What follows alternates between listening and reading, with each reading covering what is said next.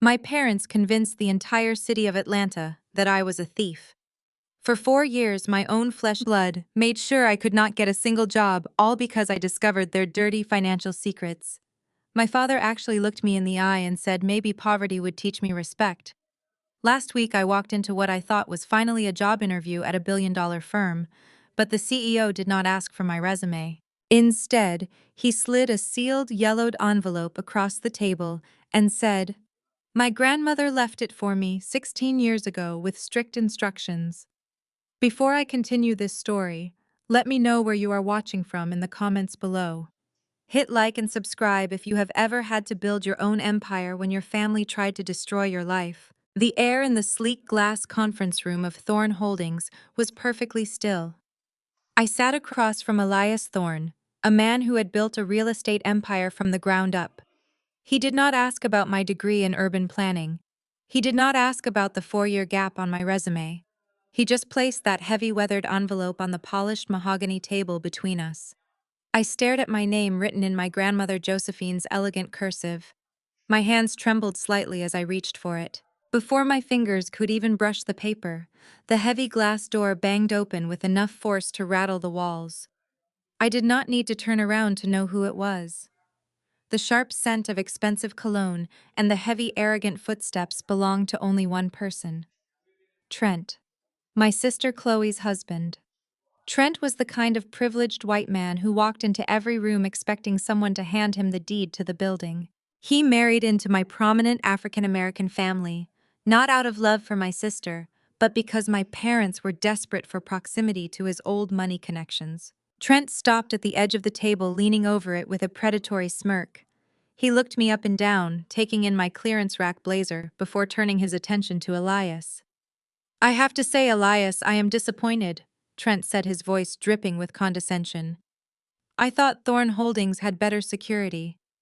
Why is a billion-dollar firm interviewing a blacklisted thief? Do you make a habit of hiring criminals, or are you just running a charity program today?" I kept my eyes locked on the envelope, but my heart hammered against my ribs. Trent laughed, a harsh, grating sound that filled the room. He paced around the table, acting as if he owned the entire floor.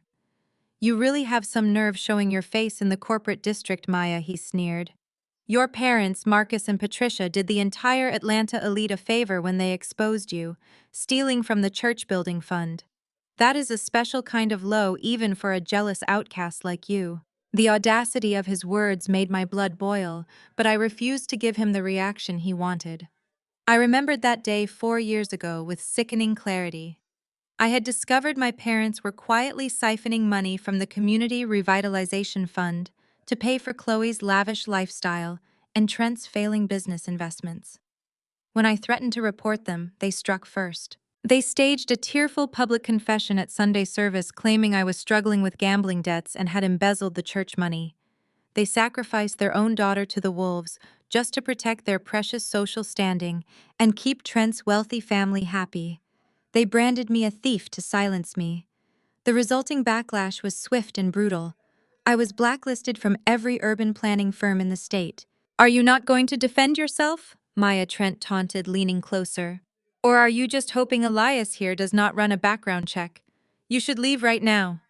Your father just officially handed me the management rights to the historic downtown commercial district." Marcus and Patricia finally gave the keys to someone who knows how to generate real wealth instead of a fraud who steals from collection plates. "We are breaking ground next month and wiping that neighborhood off the map to build luxury condos." I was talking about my grandmother Josephine's neighborhood, the very community my parents had sworn to protect. They were letting Trent bulldoze black-owned businesses just to line their own pockets. The ultimate betrayal disguised as urban development. I did not yell. I did not cry. I did not try to explain to Trent that my parents had framed me. Instead, I picked up the heavy envelope. The wax seal broke with a sharp, crisp sound that echoed in the quiet room. I slid my fingers inside and pulled out a stack of original certified legal documents. The paper was thick, bordered with the official watermarks of the county clerk from 16 years ago. Trent rolled his eyes, crossing his arms over his custom-tailored suit. "What is that?" "A fake recommendation letter, a forged apology. You are wasting your time, Maya. Nobody in this city will ever do business with you." Marcus made sure of that. Your own father made sure you would never work in this town again until you crawled back and begged for forgiveness. I unfolded the documents, spreading them flat on the table. My eyes scanned the legal jargon, the signatures, and the notarized seals. A cold rush of adrenaline washed over me as the reality of what I was reading set in. My grandmother had always known exactly who my parents were. She knew their greed would eventually destroy everything she had built. She had prepared for this exact moment years before she even passed away. Elias Thorne finally stood up from his leather chair. He buttoned his suit jacket, moving with a calm, commanding presence that immediately shrank Trent's inflated ego. Elias looked at the documents, then looked directly at Trent with eyes as cold as ice. Trent, Elias said, his voice low and dangerous. You should watch your tone when you are speaking to the majority shareholder of the properties you are discussing. Maya is not here for a job interview. Trent scoffed, his face reddening slightly. What are you talking about? I just told you Marcus signed the commercial district over to my firm this morning. We own the development rights. Elias shook his head slowly, picking up the top document and turning it so Trent could read the bold print. Marcus signed over something he never actually owned, Elias stated flatly. The paper in Maya's hand is an irrevocable deed held in a blind trust for 16 years.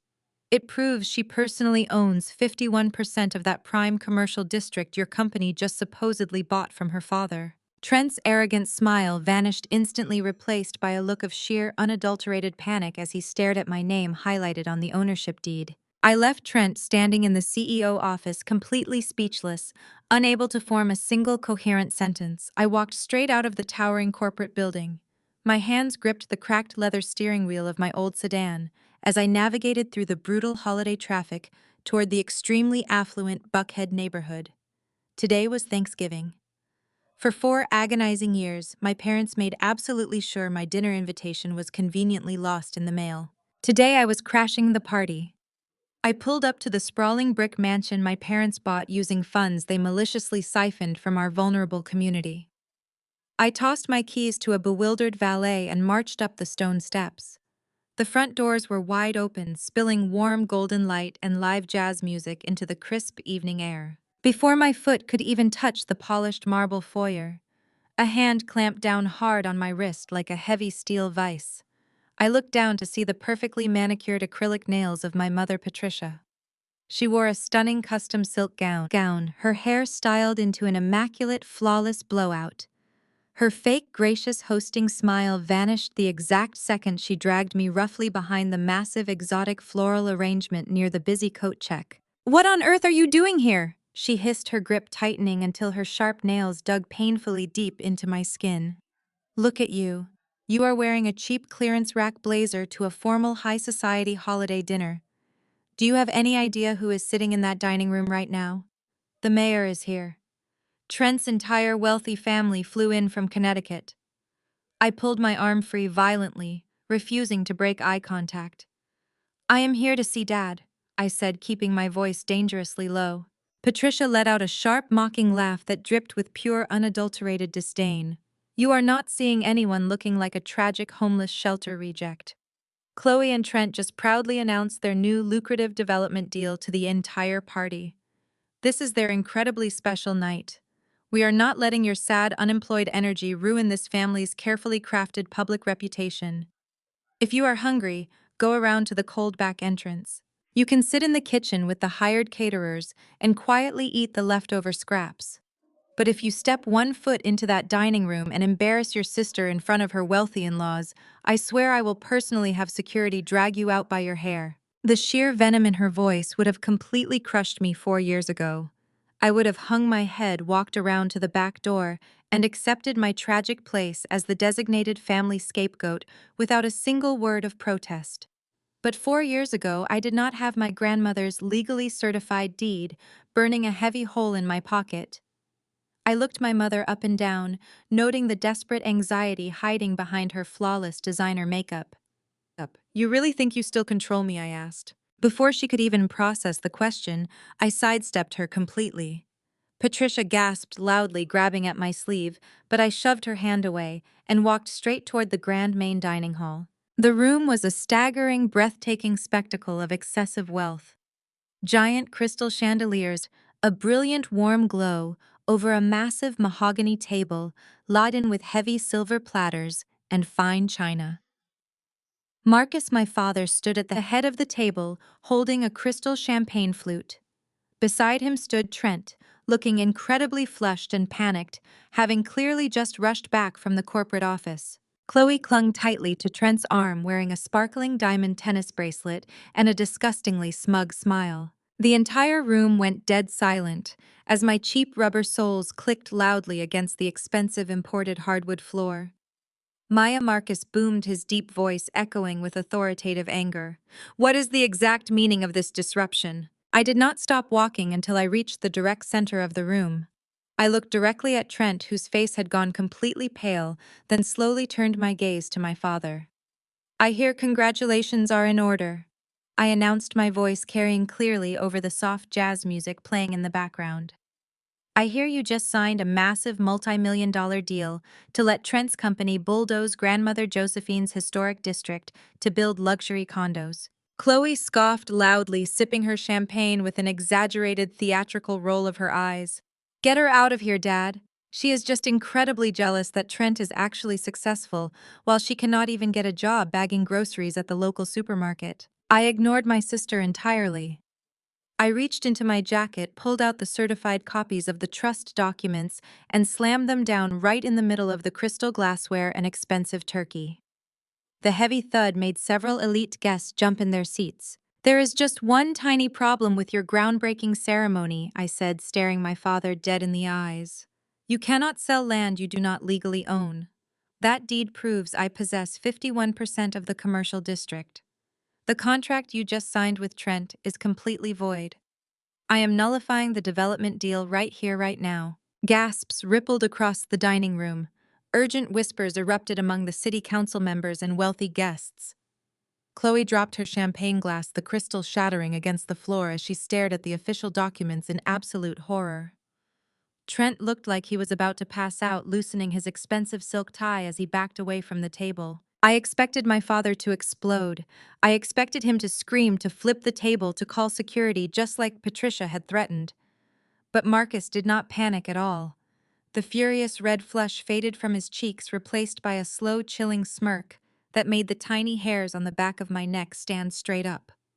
He calmly set his champagne flute down, reached into the inner pocket of his tailored velvet jacket, and pulled out a folded piece of paper. I tossed it onto this table right on top of my grandmother's deed. Did you really think you were the only one playing a long game, Maya? He asked, his voice dripping with condescending amusement. Did you honestly think I did not know about the old lady's trick? I looked down at the paper. The bold red letters at the top made my breath catch in my throat. Notice of default and foreclosure. I used your social security number the day you turned 18, Marcus stated loudly, making sure every single wealthy guest in the room could hear him. I took out a $500,000 loan in your name. You have not made a single payment in 4 years. That 51% stake you are so proud of is currently frozen by the bank, you ungrateful brat. The entire dining room plunged into a suffocating silence. The clinking of silver forks stopped. The soft jazz music seemed to fade away completely. I stared at the foreclosure notice resting on top of my grandmother's certified deed, the harsh black ink burning into my retinas. My own father had stolen my social security number the very day I became a legal adult. He had chained a $500,000 anchor around my neck before I even had the chance to build a life. Do not look at me like I committed a crime, Marcus scoffed, crossing his arms over his tailored velvet jacket. I put clothes on your back. I put food in your mouth. I paid for the roof over your head for 18 years. That loan was simply the back rent you owed this family. It is the cost of being raised in this house. You think you can just walk away from your obligations to your own parents. In our community, we take care of our elders. We sacrifice for the family. You owed us that credit line. We made you, Maya. Your very existence is a debt you will never fully repay. Patricia stepped up beside him, her diamond necklace catching the warm light of the chandeliers. We sacrificed our entire youth to give you a respectable name, she sneered. And you repaid us by being a jealous, bitter disappointment. Taking that loan in your name was the smartest financial decision your father ever made. Chloe laughed, sipping her newly poured champagne. You really thought you could waltz in here and take my husband's project. You are literally drowning in debt you cannot even pay for a decent haircut. Trent suddenly regained his color. The arrogant, predatory posture returned as he realized he still had the upper hand. He walked around the table, standing uncomfortably close to me, using his height to try and intimidate me. Let us be very clear about how the real world works, Maya, Trent said, his voice dripping with venomous privilege. Look around you. Look at these politicians and judges sitting at this table. They eat my family's food. They fund their campaigns with my family's money. You are already known across Atlanta as the girl who stole from a church. You have zero credibility. I have a team of the most ruthless, high-powered corporate lawyers in this state on retainer. If you do not sign that 51% stake over to Chloe right now tonight, I will personally have my legal team hand this foreclosure notice over to the federal prosecutor. They love putting angry, disgruntled black women behind bars for credit fraud.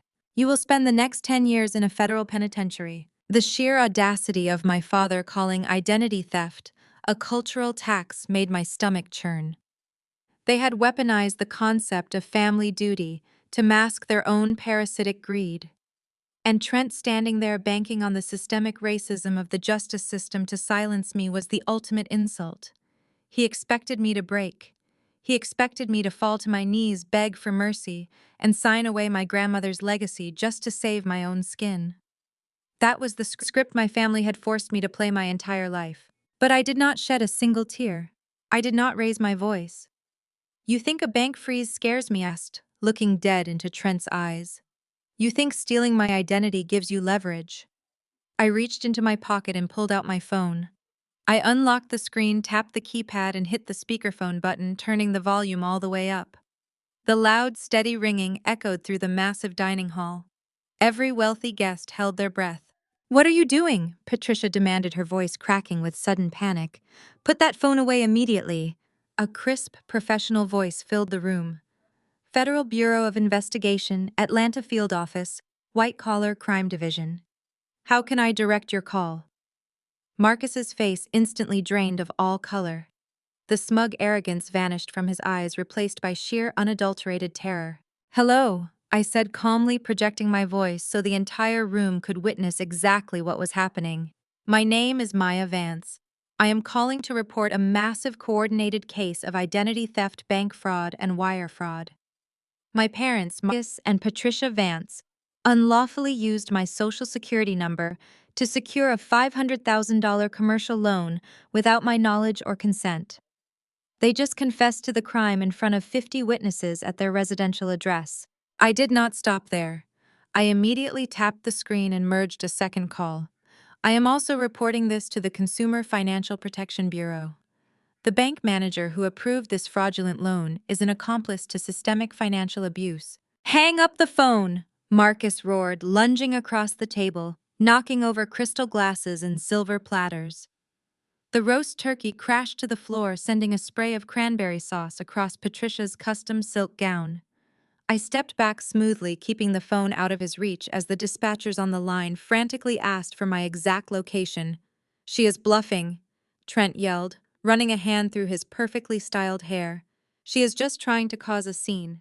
Security, grab her. Before anyone could lay a hand on me, a piercing, high-pitched wail shattered the crisp night air. Sirens. Not just one, but multiple sirens screaming down the private gated driveway of the estate. The flashing red and blue lights violently illuminated the massive stained glass windows of the dining room, casting harsh, erratic shadows across the terrified faces of the Atlanta elite. Patricia gasped, clutching her chest. Chloe smiled triumphantly, pointing a shaking finger at me. You idiot, Chloe shrieked. Trent's security team must have called the cops the second you walked in. You are going to jail tonight. Heavy boots pounded against the marble foyer. The grand oak doors were shoved open with brutal force. A dozen uniformed police officers swarmed into the dining room, hands resting cautiously on their duty belts. Leading them was the chief of police himself, a man who regularly golfed with my father. Marcus rushed forward, throwing his hands up in a placating gesture. Chief, thank goodness you are here. My estranged daughter is having a severe mental breakdown. She is making wild, baseless threats and trespassing on my property. Please remove her. The chief of police did not even look at my father. He did not look at me. He marched straight past Marcus, his heavy boots crushing the fallen crystal glasses on the hardwood floor. He walked directly up to my arrogant, privileged brother-in-law. Before Trent could utter a single word of protest, the chief grabbed his arms, spun him around roughly, and clamped heavy steel handcuffs around his wrists. The sharp metallic click echoed like a gunshot through the silent room. Trenton Vance, the chief, announced, his voice booming with absolute authority. You are under arrest for severe insider trading, corporate espionage, and forging municipal development permits. Trent's eyes widened in sheer disbelief. He struggled against the officers, screaming about his rights, screaming about who his powerful father was, but the officers did not care. I slipped my phone back into my pocket, a cold, satisfied smile spreading across my face. Elias Thorne had not just given me my grandmother's deed. He had forwarded the other documents hidden inside that weathered yellow envelope straight to the district attorney. The heavy oak doors slammed shut behind the police officers, taking the arrogant golden boy of the Vance family away in shiny steel handcuffs. Then a high-pitched, piercing scream ripped through the air. Chloe lunged at me, her heels slipping on the spilled cranberry sauce. She grabbed my clearance rack blazer, shaking me with hysterical strength. You ruined my life, Chloe shrieked, her blowout now a mess around her tear-stained face. You jealous, bitter outcast. Trent was going to put my name on that development deal. You have always hated me because I am the daughter they actually wanted. I stared at my screaming sister, feeling nothing but absolute ice-cold pity right now. Take your hands off me right now, Chloe, I said, my voice dangerously calm. He loved the land our grandmother bought with her blood, sweat, and tears. Before I could shove Chloe away, a sharp crack echoed through the room. My head snapped to the side, the taste of copper flooded my mouth. Patricia stood breathing heavily, her diamond rings having sliced a thin line across my cheek. She stepped protectively in front of Chloe, shielding her precious golden child, just like she did when they framed me for the church theft 4 years ago. You are dead to this family. Patricia spat, her eyes blazing with frantic rage. You are no daughter of mine. You are a destructive parasite. I should have let you starve in the streets instead of giving you my last name. Get out of my house before I kill you myself. I looked at the woman who birthed me then, at the father who stole my future to fund his fake elite lifestyle. I do not need your house, Patricia, I stated, dropping my napkin on the floor. Because I own the ground it sits on. I turned my back on the chaotic mess of the Thanksgiving dinner and walked out the front door. The cool night air hit my stinging cheek, but I did not have time to process the physical pain. I knew my mother better than anyone. Patricia was a creature of absolute panicked survival. She cared about her social standing in the Black elite community more than she cared about breathing. With Trent in federal custody, the Vance family would demand answers. Patricia would try to buy her way out of the humiliation. She would need liquid cash immediately to secure Trent's bail before the morning news cycle picked up the arrest. I jumped into my sedan and slammed my foot on the gas. I drove straight to the downtown branch of Georgia Fidelity Bank, where my parents held the primary family trust accounts tied to the commercial district properties. I pushed through the revolving glass doors of the bank. I could hear Patricia's shrill, demanding voice echoing from the wealth management suites in the back. I am telling you to wire the $2 million right now, Patricia yelled, slamming her designer handbag on the mahogany desk of the branch manager. My son-in-law is the extremely wealthy Trenton Vance. Do you understand who his father is? If you do not authorize this bail transfer immediately, I will have your job by noon. The bank manager, a stern older woman looking incredibly stressed, tried to calm her down. Ma'am, the primary trust account requires authorization from the majority shareholder for any withdrawal exceeding $100,000. Your husband Marcus only holds 49% of the holding company now. I walked into the glass-walled office, leaning casually against the doorframe.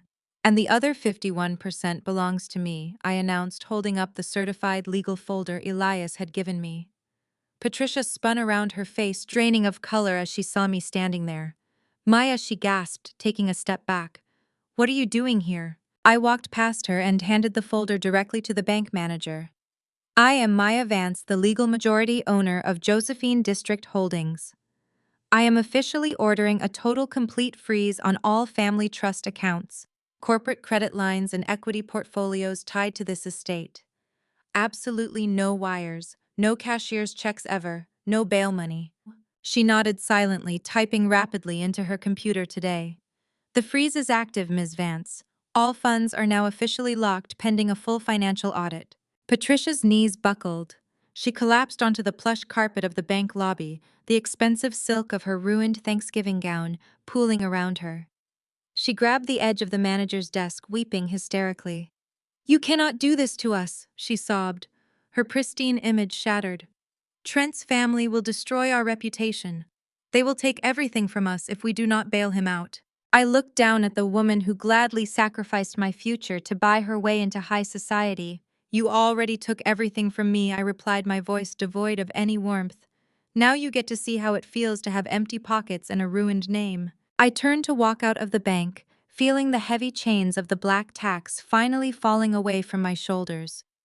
But just as I reached the glass doors, Patricia's weeping suddenly stopped. She let out a dark, malicious laugh that sent a terrible cold chill straight down my spine. "You think you have won, you stupid, arrogant girl?" Patricia sneered, scrambling to her feet, her eyes wild and bloodshot. "You think a frozen bank account stops the Vance empire? Chloe is 3 months pregnant right now. She is carrying the first official grandchild of Trent's billionaire family. His father has been looking for a reason to pave over our community for decades.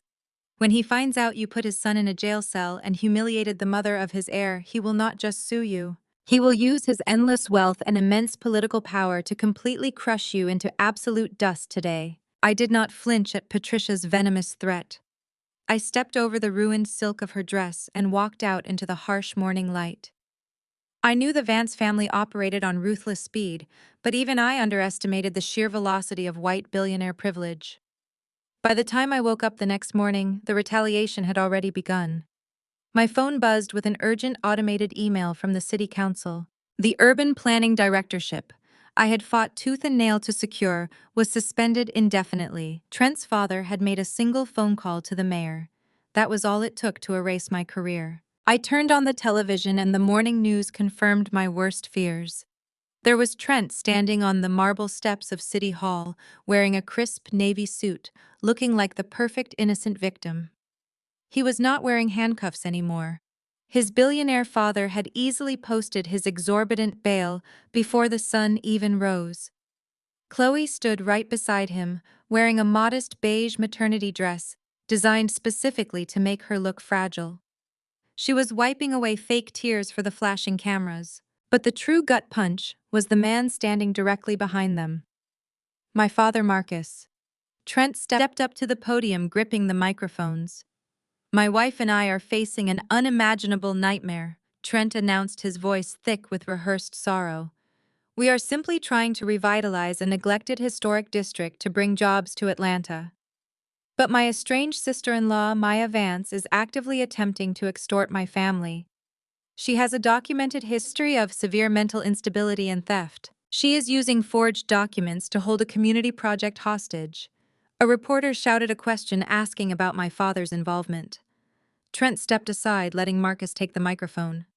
My own father looked directly into the news cameras and drove the final nail into my coffin. "Maya has been a troubled individual for years," Marcus lied. "We have tried everything to get her psychiatric help, but her jealousy toward her sister has manifested into a dangerous obsession. We fully support Trenton and Chloe. He sold me out on live television to protect the white developer who planned to bulldoze our grandmother's legacy."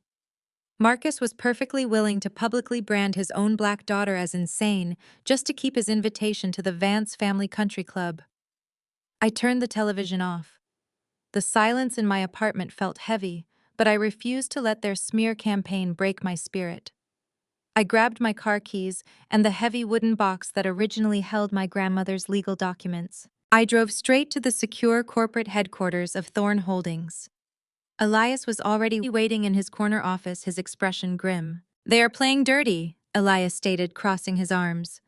The Vance family threatened to pull their funding from the mayor's re-election campaign if the city does not invalidate your deed. They are trying to bury you under bureaucratic red tape before you can step foot in a courtroom. I set the wooden box down heavily on Elias' polished glass desk. They think I only have one weapon, I replied, running my fingers over the intricate mahogany carvings along the base of the box. My grandmother Josephine did not just leave me a piece of paper. She knew exactly how Marcus operated. She knew he would grovel at the feet of men like Trent's father to buy his way into the elite circle. I pressed my thumbs hard against the bottom corners of the wooden box. There was a faint click. The wooden panels slid backward, revealing a hidden false bottom. Elias leaned forward, his eyes widening in surprise. I reached into the secret compartment and pulled out a thick leather-bound ledger. The pages were yellowed and fragile, filled with my grandmother's tight, meticulous handwriting. I opened the ledger, and the sheer magnitude of my father's corruption stared back at me. It was a coded financial log spanning 2 entire decades. Josephine had tracked every single illegal kickback, every bribe, and every dirty backdoor deal Marcus had made with the Vance family. The entries detailed how my father funneled money from Black-owned community businesses directly into the Vance offshore accounts to secure his own luxury mansion. Elias quickly brought over his laptop, opening a secure financial tracking software. "Let me cross-reference these ledger dates with the municipal tax records," he said, his fingers flying rapidly across the keyboard. "If we can link these specific transaction codes to Trent's current shell companies, we can prove the gentrification project is just a massive money laundering scheme." We spent the next 2 hours meticulously translating my grandmother's handwritten codes into the digital database. The deeper we dug into the numbers, the more grotesque the financial web became. Trent's family had not just taken bribes. They had systematically trapped Marcus in a cycle of endless debt, forcing him to siphon more money from his own community. Suddenly, Elias completely stopped typing. The color completely drained from his face as he stared at a recent hidden transaction file he had just decrypted. He took off his glasses, rubbing his eyes as if he could not believe what he was seeing on the monitor. "Maya," Elias said, his voice dropping to a harsh, urgent whisper, "I need you to look at this right now." I slowly walked around the desk, staring at the complex web of bank transfers highlighted in bright red on the screen. I traced the transaction path from a massive offshore account directly to the deed of my parents' sprawling Buckhead estate. "Trent did not just partner with your own dad," Elias stated, pointing firmly at the digital signature on the screen. "He secretly leveraged your parents' entire estate to save his own failing startup. Your parents are about to be completely homeless, and they do not even know it yet." The heavy oak doors of the Atlanta City Hall swung shut behind me. I walked down the center aisle of the hearing room, gripping my grandmother's certified trust documents. The room was divided perfectly in half. On the left sat the hardworking business owners from the historic district.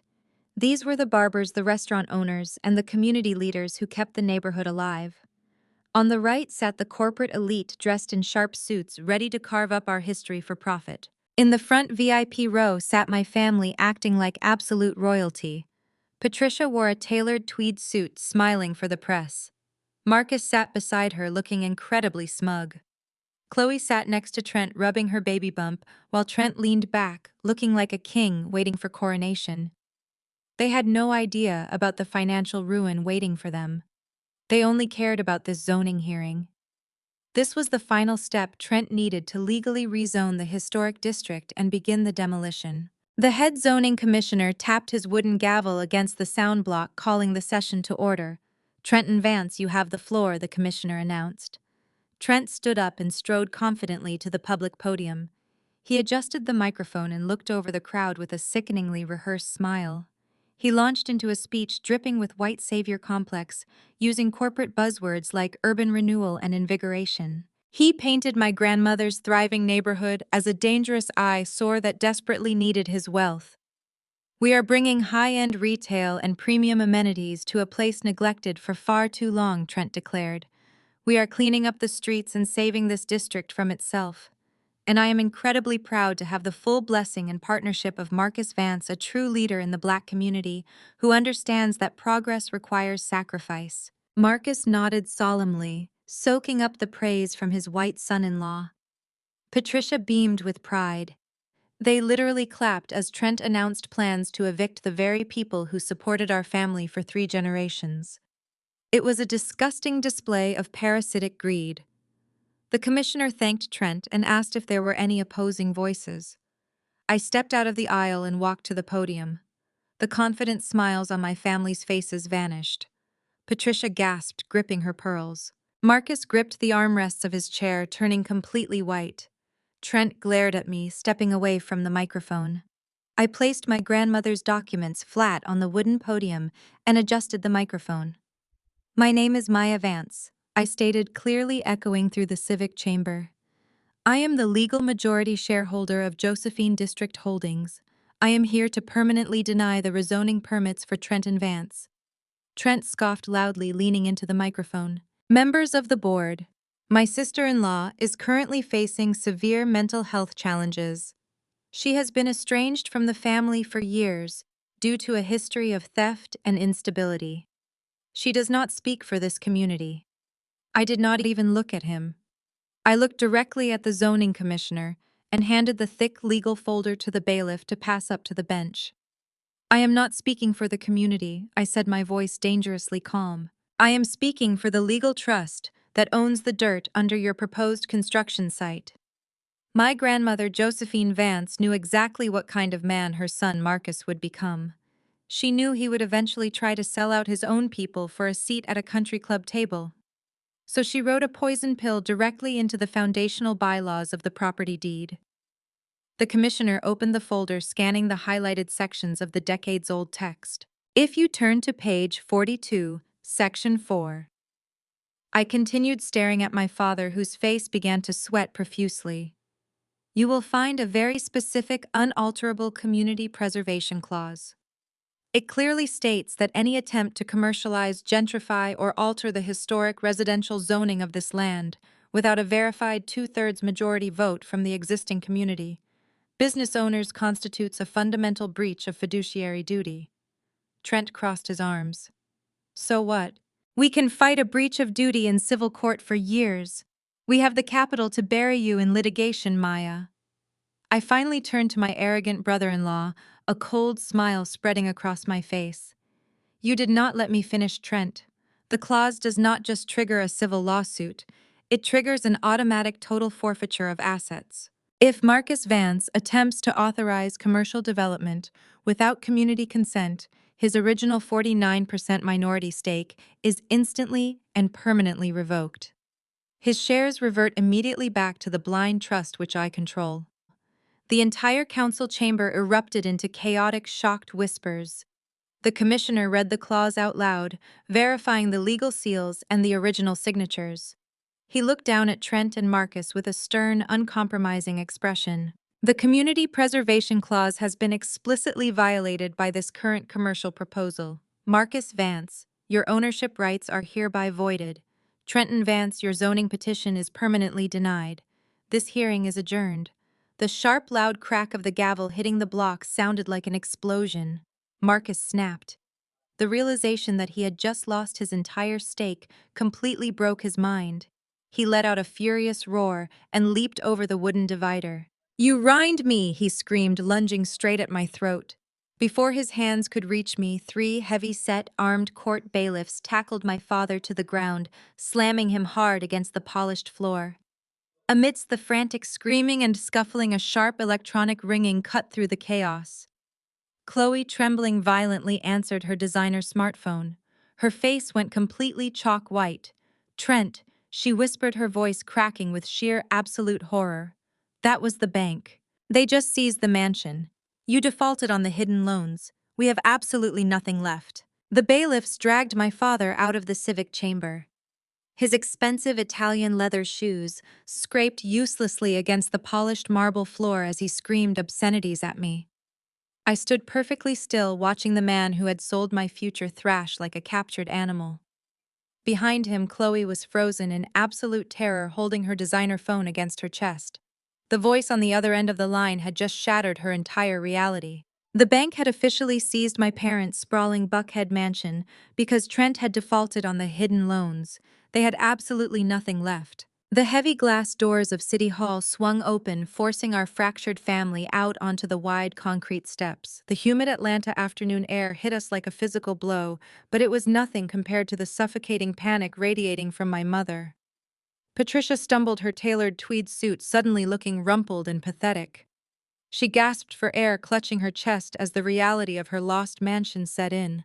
Her elite social standing, her country club memberships, her entire fake identity had just been repossessed by a commercial bank. Patricia frantically spun around and locked her eyes on Trent. My arrogant brother-in-law was already storming down the steps, aggressively loosening his silk tie. He was dialing his billionaire father, trying to salvage his own sinking ship. Patricia lunged forward with frantic desperation.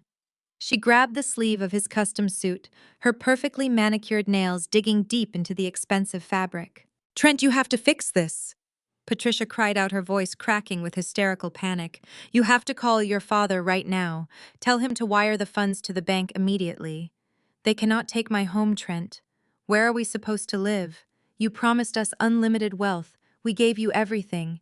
We gave you all of Marcus's shares." Trent stopped dead in his tracks. He slowly lowered his phone. The charm and polite manners he had used to infiltrate our family vanished completely. He looked down at my mother with a level of pure, unadulterated disgust that made my stomach turn. He did not see a mother-in-law. He saw a stepping stone he no longer needed. Trent violently yanked his arm back, shoving Patricia away with brutal force. My mother stumbled backward, her high heels catching on the concrete stairs. She nearly fell completely over if Chloe had not rushed forward to catch her. "Do not ever touch me again," Trent snarled, his voice echoing off the massive stone pillars of City Hall. "You delusional, pathetic woman. Did you really think I married into your family for love? Did you honestly believe my wealthy father wanted to share a dinner table with you? I just needed the old woman's land. You and your greedy husband were nothing but a cheap, convenient signature. Now that the land is gone, you are absolutely useless to me." He turned his back on them and marched toward his waiting black SUV, leaving his pregnant wife and his mother-in-law standing on the courthouse steps like discarded trash. Chloe watched his car speed away. Her jaw trembled.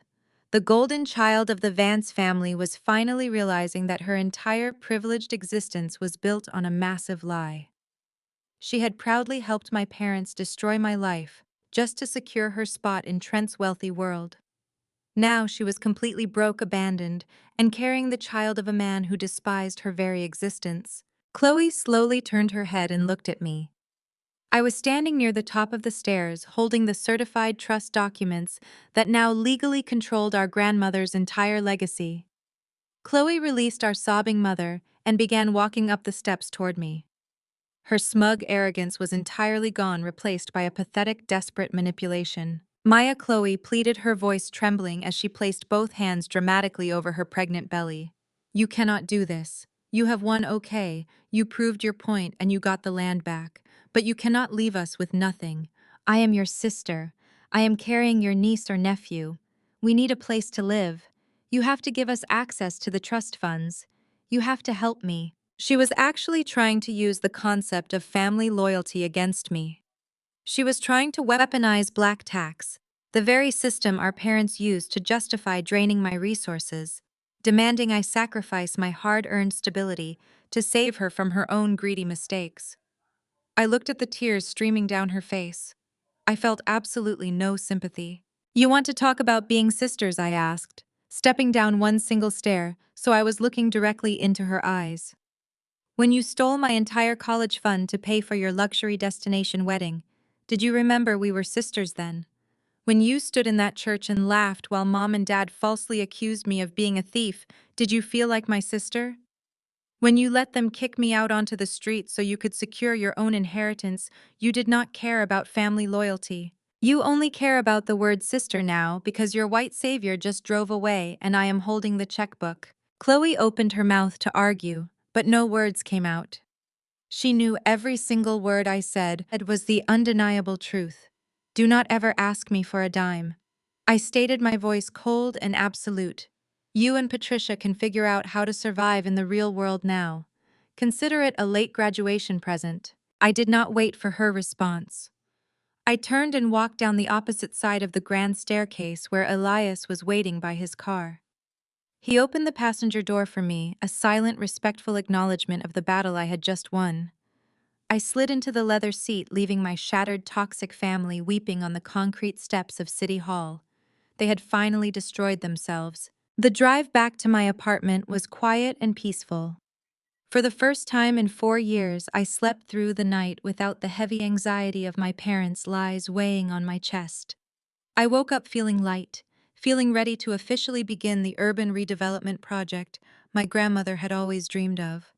But the wealthy elite do not surrender easily. At exactly 7 o'clock the next morning, a violent, aggressive pounding echoed through my apartment. I set my coffee mug down and walked to the front door, looking through the peephole. A man in a cheap suit stood in the hallway holding a thick manila envelope. I unlatched the deadbolt and pulled the door open. "Maya Vance?" the man asked. "Yes," I replied. "You have been served," he stated, shoving the heavy envelope directly into my chest before turning and walking quickly down the hallway. I closed the door and tore open the seal. My heart dropped like a stone as I read the legal header. It was a fast-tracked civil lawsuit filed by Trenton Vance. He was officially suing me for forging my grandmother's original deed. I flipped to the second page to see the evidence list. Trent had not just filed a baseless lawsuit, he had secured a star witness. The name printed on the sworn affidavit belonged to the original elderly attorney who had drafted my grandmother's trust documents 16 years ago. Trent had somehow bought off the very lawyer who helped secure my legacy, and they were coming to take everything back. I gripped the papers tightly, realizing the war was far from over. Trent's billionaire family was preparing their deadliest legal strike. The sterile air of the downtown arbitration room felt like a freezer. Trent sat across the mahogany table flanked by attorneys. His billionaire father spared no expense to crush me. I sat next to Elias, keeping my expression unreadable. The arbitrator adjusted his glasses as the first witness was called. It was Charles Sterling, the elderly attorney my grandmother Josephine trusted 16 years ago. He walked with a limp, relying on a silver cane, his eyes darting nervously. Trent smirked. The Vance family had opened their checkbook to secure this betrayal. "Mr. Sterling," Trent's attorney asked, "can you verify the authenticity of the trust documents Maya Vance presented last week?" Charles placed his hand on the Bible and lied straight through his teeth. "Those documents are elaborate forgeries," he stated, his voice shaking slightly. "Josephine Vance never finalized a preservation clause. The papers Maya holds are discarded drafts. She must have stolen firm stationery to fabricate a false claim." The blatant perjury hung heavily in the room. Trent let out a victorious chuckle, but the betrayal was not finished. The heavy doors swung open and my parents entered. Patricia looked worse for wear. Her designer clothes were replaced by a generic pantsuit. Marcus walked with his shoulders slumped, his arrogance deflated by his homelessness. Yet they marched to the witness stand, ready to sell their black daughter to appease the man who stole their mansion. My father placed his hand on the Bible, swearing an oath. "Maya has always been deeply disturbed," Marcus testified, his voice dripping with fake sorrow. "She has a documented history of severe theft. 4 years ago, she embezzled thousands from our church. We had to kick her out for her own good. She forged these documents as a vindictive act of revenge against her brother-in-law." Patricia chimed in, wiping away non-existent tears. "We just want our family peace back," she cried out. "We fully support Trenton. He is the true victim here. They were doing it again, actively helping the man who shoved Patricia down concrete stairs days ago, participating in my legal lynching, hoping Trent would throw them table scraps.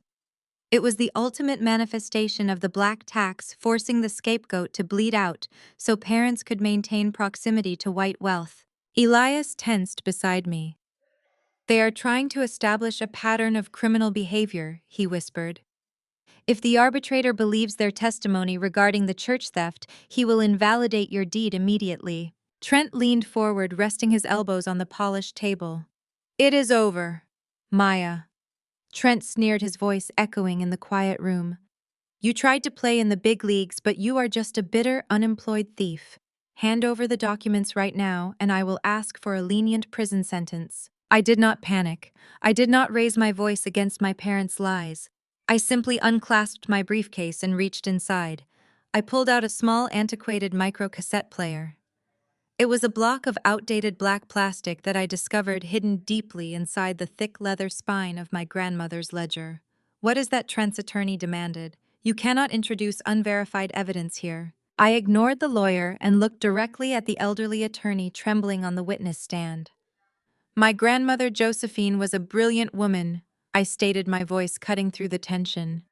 She knew her son Marcus would try to steal her legacy, to buy his way into high society. She also knew every man has a price, including you, Mr. Sterling. I pressed play. The audio was scratchy, but the voices were unmistakable. So you are absolutely certain Marcus will not be able to break this trust? Charles, my grandmother asked on the recording. I am certain, Josephine, Charles replied, sounding 16 years younger. But we must be smart. Marcus is greedy. We will create a decoy deed. I will print a draft version on official stationery with a basic preservation clause. You keep that paper in your safe. Marcus will eventually find it and think he can hire a corrupt lawyer to invalidate a piece of paper. A sharp gasp escaped Patricia's lips. Marcus gripped the spectator bench, his knuckles turning white. Charles gripped his chest, draining of all blood as he listened to his own voice confess to the trap. But what about the real deed? Josephine asked. The one that controls the 51% stake. I have secured it perfectly, Charles replied. No one will ever find the true binding legal contract because no one would ever think to look there. It is brilliant. I hit stop. The heavy click silenced the room. The arbitrator stared at the player, his eyes wide with shock. Trent leaped out of his chair, turning an angry shade of violet. This is an illegal recording, Trent screamed. It is completely inadmissible in this state without two-party consent. You cannot use that tape to prove the paper documents are real. You just proved you have absolutely nothing. I looked up at Trent, a cold, calculating smile spreading across my face. I stood up slowly, pushing my chair back. You are absolutely right, Trent, I said, echoing with pure victory. The recording is inadmissible in civil court. And you are right about the paper documents. The deed I slammed on the table at Thanksgiving was just the decoy. That is why the real deed is not on paper at all. I reached up to my neck and unclasped the vintage gold heirloom locket resting against my collarbone. My grandmother secured this locket around my neck on my 10th birthday and made me promise to never take it off. I held the golden locket up, allowing it to catch the bright fluorescent lights. I pressed the tiny hidden latch. The locket popped open. I turned it around and placed it flat on the mahogany table in front of the stern arbitrator.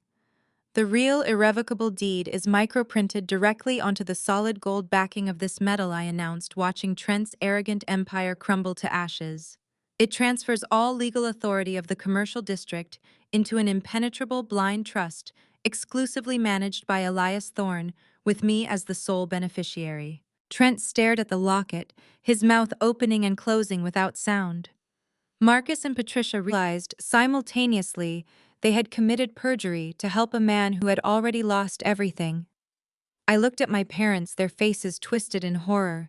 They were finally going to pay for every single lie they had ever told. The arbitrator slammed his heavy wooden gavel down so hard the sound echoed like a gunshot through the tense room.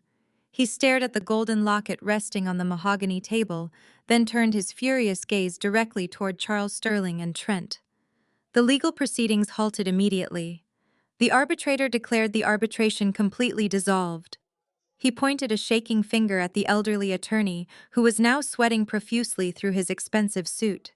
Charles Sterling, you have just committed blatant perjury and submitted fraudulent evidence before this tribunal. The arbitrator announced, his voice booming with absolute authority. He looked over at the armed court officers standing by the heavy double doors. Officers, detain Mr. Sterling and Mr. Vance immediately. I am ordering a full federal investigation into both of these men for evidence tampering, perjury, and conspiracy to commit fraud. Trent lunged backward, knocking his leather chair to the floor. His face turned a violent shade of red as two court officers marched toward him. "You cannot touch me!" Trent screamed wildly, thrashing against the officers as they grabbed his arms. "Do you have any idea who my father is? I will have your job for this. I will buy this entire building and fire every single one of you." The officers ignored his privileged temper tantrum, forcing his hands behind his back. The metal handcuffs clicked shut with a harsh, satisfying snap. Beside him, Patricia finally broke. The reality of the situation crashed down on my mother, completely crushing her carefully manufactured high society persona. She let out a guttural, desperate wail. Her knees buckled under her, and she collapsed onto the hard, polished floor of the law office. She did not just fall, she crawled. Patricia dragged herself across the carpet, reaching out with shaking hands to grab the hem of my pants. "Maya, please," she sobbed, her pristine makeup running down her face in dark, ugly streaks. "You cannot let them take everything. We will have to move back to the inner city. We will have to live in a cramped apartment in the ghetto. My friends will laugh at me. The country club will ban us forever. Just open the blind trust, Maya. Just give us a tiny piece of the inheritance. We are your family. You cannot just leave your own mother with absolutely nothing." Marcus dropped to his knees right next to her, completely abandoning whatever fragile pride he had left. He looked up at me with tears streaming down his face, trying to weaponize the very culture he had spent his life running away from. "Have some respect for the people who gave you life," Maya, Marcus cried out, his voice cracking. "We raised you. We fed you. You owe us. You have a fundamental duty to take care of your parents. You cannot turn your back on your own blood. It is a sin to leave your elders out in the cold." I looked down at the two people who had gleefully thrown me to the wolves just to secure a seat at a wealthy white man's dinner table. They were perfectly willing to let me rot in a federal prison for credit fraud just 10 minutes ago. Now they were on the floor begging for the exact same loyalty they had actively weaponized against me my entire life. I did not feel an ounce of pity. I did not feel an ounce of guilt. I reached into my designer leather tote bag and pulled out my personal checkbook. I unclicked my pen and slowly wrote out a check. I made sure every single stroke of the pen was deliberate and precise. I signed my name at the bottom, tearing the slip of paper from the book. I held it up so Marcus and Patricia could see the numbers clearly. I let the check flutter from my fingers.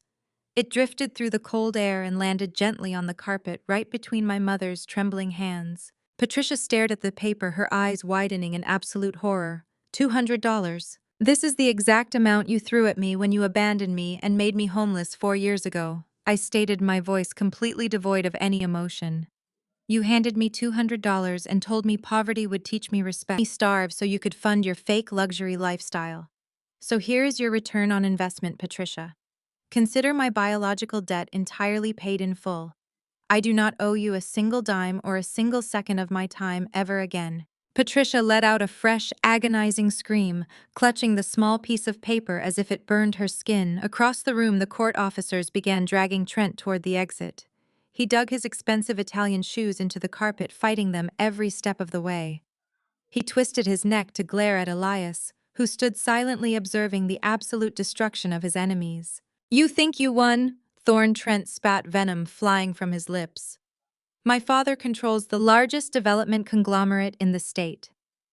The second I make my phone call, his company will launch a hostile takeover of Thorne Holdings. He will bankrupt your entire operation. We will bury you and this ungrateful brat in endless litigation until you are both begging on the streets." Elias did not flinch. He simply reached into his suit jacket and pulled out his digital tablet. He tapped the screen twice, bringing up the live financial news feed before stepping directly into Trent's path. Elias turned the screen so Trent could read the bold breaking news headline. "Your father is not going to do anything," Trent. Elias said, his voice completely calm and ruthlessly efficient. "His board of directors held an emergency meeting 20 minutes ago. They completely ousted him as chairman to avoid the massive public relations nightmare your arrest just triggered. His assets are frozen and his shares are in free fall." The heavy metal gate of the Thorne Holdings underground garage rolled open. I drove my sedan down the concrete ramp into the dimly lit subterranean facility. The air felt heavy and cold. I parked in Elias' reserved spot, gripping the steering wheel as Chloe clutched the USB drive. I slammed on the brakes so hard the tires screeched against the church parking lot asphalt. I threw the gear shift into park and whipped around to face the back seat. Chloe sat there trembling, her designer maternity dress stained with sweat and her flawless makeup completely ruined. She clutched a sleek silver USB drive to her chest like it was a life preserver. "Get out of my car," I commanded, my voice dropping to a lethal whisper. "You have exactly 3 seconds before I drag you out myself." "Maya, please," Chloe sobbed, pressing herself against the leather upholstery. "You are the only person with enough power to stop him. Trent locked me out of the penthouse this morning. He canceled my credit cards and seized my phone. I had to bribe the housekeeper just to get out of the security gate. He is taking my baby Maya. He filed papers claiming I am severely mentally unstable and prone to violent outbursts. He is using the exact same playbook Mom and Dad used against you. He wants full sole custody of his precious white heir, and he is going to lock me away in a psychiatric facility to get it." I stepped out of the driver's seat, yanked the back door open, and physically grabbed my sister by the arm. I pulled her roughly out into the humid Atlanta afternoon. She stumbled onto the pavement, gasping for air. "You want me to feel sorry for you?" I asked, staring down at her. "You want me to pity the woman who gladly helped Marcus and Patricia frame me for a felony? You sat at that Thanksgiving table and laughed while your racist husband threatened to put me in a federal penitentiary. You built your entire luxury lifestyle on my stolen future. Now that your billionaire prince has turned his vicious tactics on you, suddenly, you remember the meaning of family." "I will give you the offshore accounts," Chloe cried desperately, holding out the silver drive. I downloaded everything before his private security locked down his home office. The bribery, the illegal campaign funds, the hidden asset transfers. It is enough to put Trent in federal prison for 20 years. Just give me $500,000 from the trust fund. I need cash to disappear before his lawyers find me. I can take the baby and move to Europe. You will have all the evidence you need to destroy his family empire forever." I looked at the USB drive glinting in the sunlight, then looked back at my sister. Even now, completely cornered and desperate, Chloe was still trying to extract wealth from me. She still viewed me as the family bank, the ultimate safety net she could exploit to run away from her own mistakes. "I am not giving you a single dime," I stated, rejecting her ridiculous demand. "You do not get a golden parachute paid for by the grandmother whose legacy you tried to steal. You want my protection. You want Elias to use his corporate legal team to shield you from Trent's billionaire father. The price is not cash, Chloe. The price is the absolute truth." Chloe wiped her face, looking at me with frantic, wide eyes. "What do you mean?"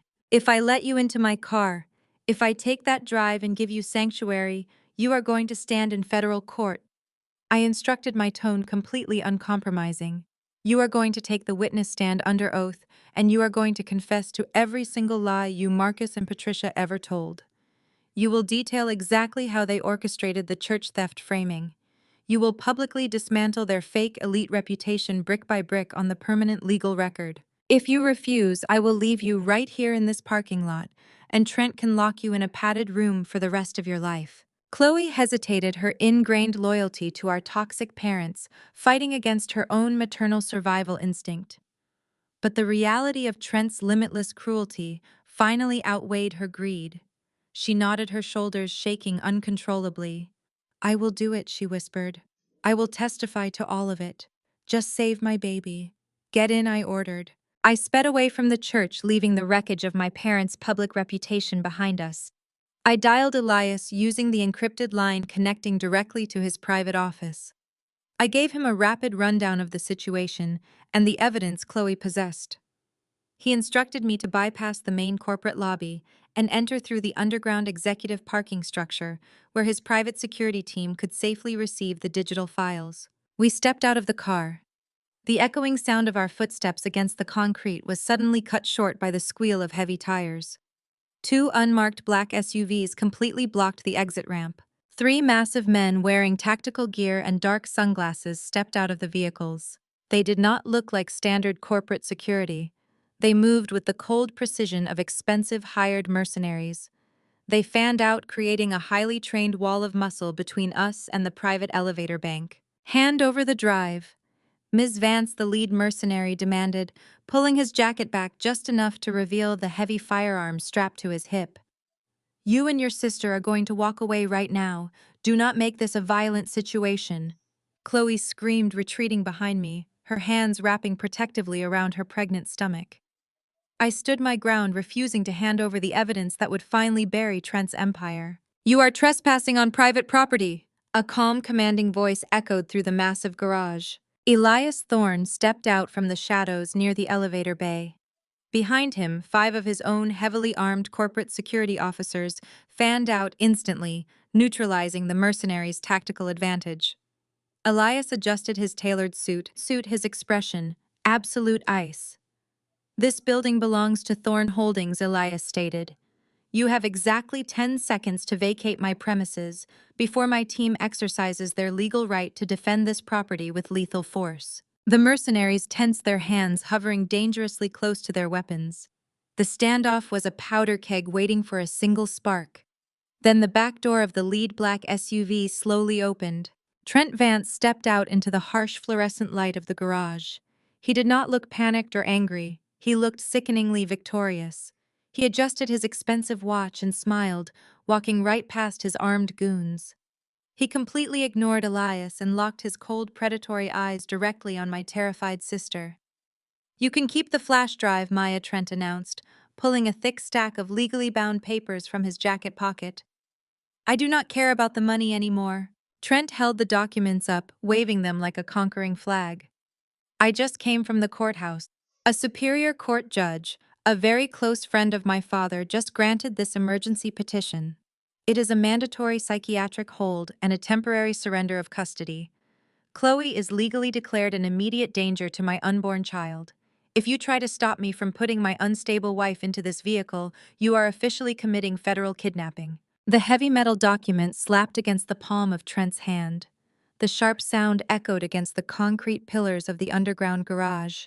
He wore a sickeningly calm smile, completely ignoring the armed corporate security guards flanking Elias. He looked directly at Chloe, who was shivering violently behind my shoulder. Come here, Chloe. Trent commanded, his voice dripping with false concern. You are having another one of your episodes. The judge agreed with my emergency petition. You are a severe danger to yourself and our unborn child. We need to get you back to the medical facility immediately. Chloe dug her fingernails into my arm, sobbing uncontrollably. He is going to lock me in the basement, Maya, she cried, her voice breaking. He paid a private doctor to declare me schizophrenic. He told me he would keep me heavily sedated until the baby is born, and then ship me to a private facility in Switzerland. I stepped in front of my sister, blocking Trent's line of sight. You are not taking her anywhere, Trent, I stated firmly. Trent laughed, shaking his head as if dealing with a stubborn toddler. He held the document up higher. This is an emergency order signed by a superior court judge, Maya. It supersedes whatever pathetic rescue mission you think you are running. If you do not hand over my wife right now, I will have you arrested for kidnapping and endangerment of a minor. Hand her over. Elias stepped forward, placing himself directly between Trent and my car.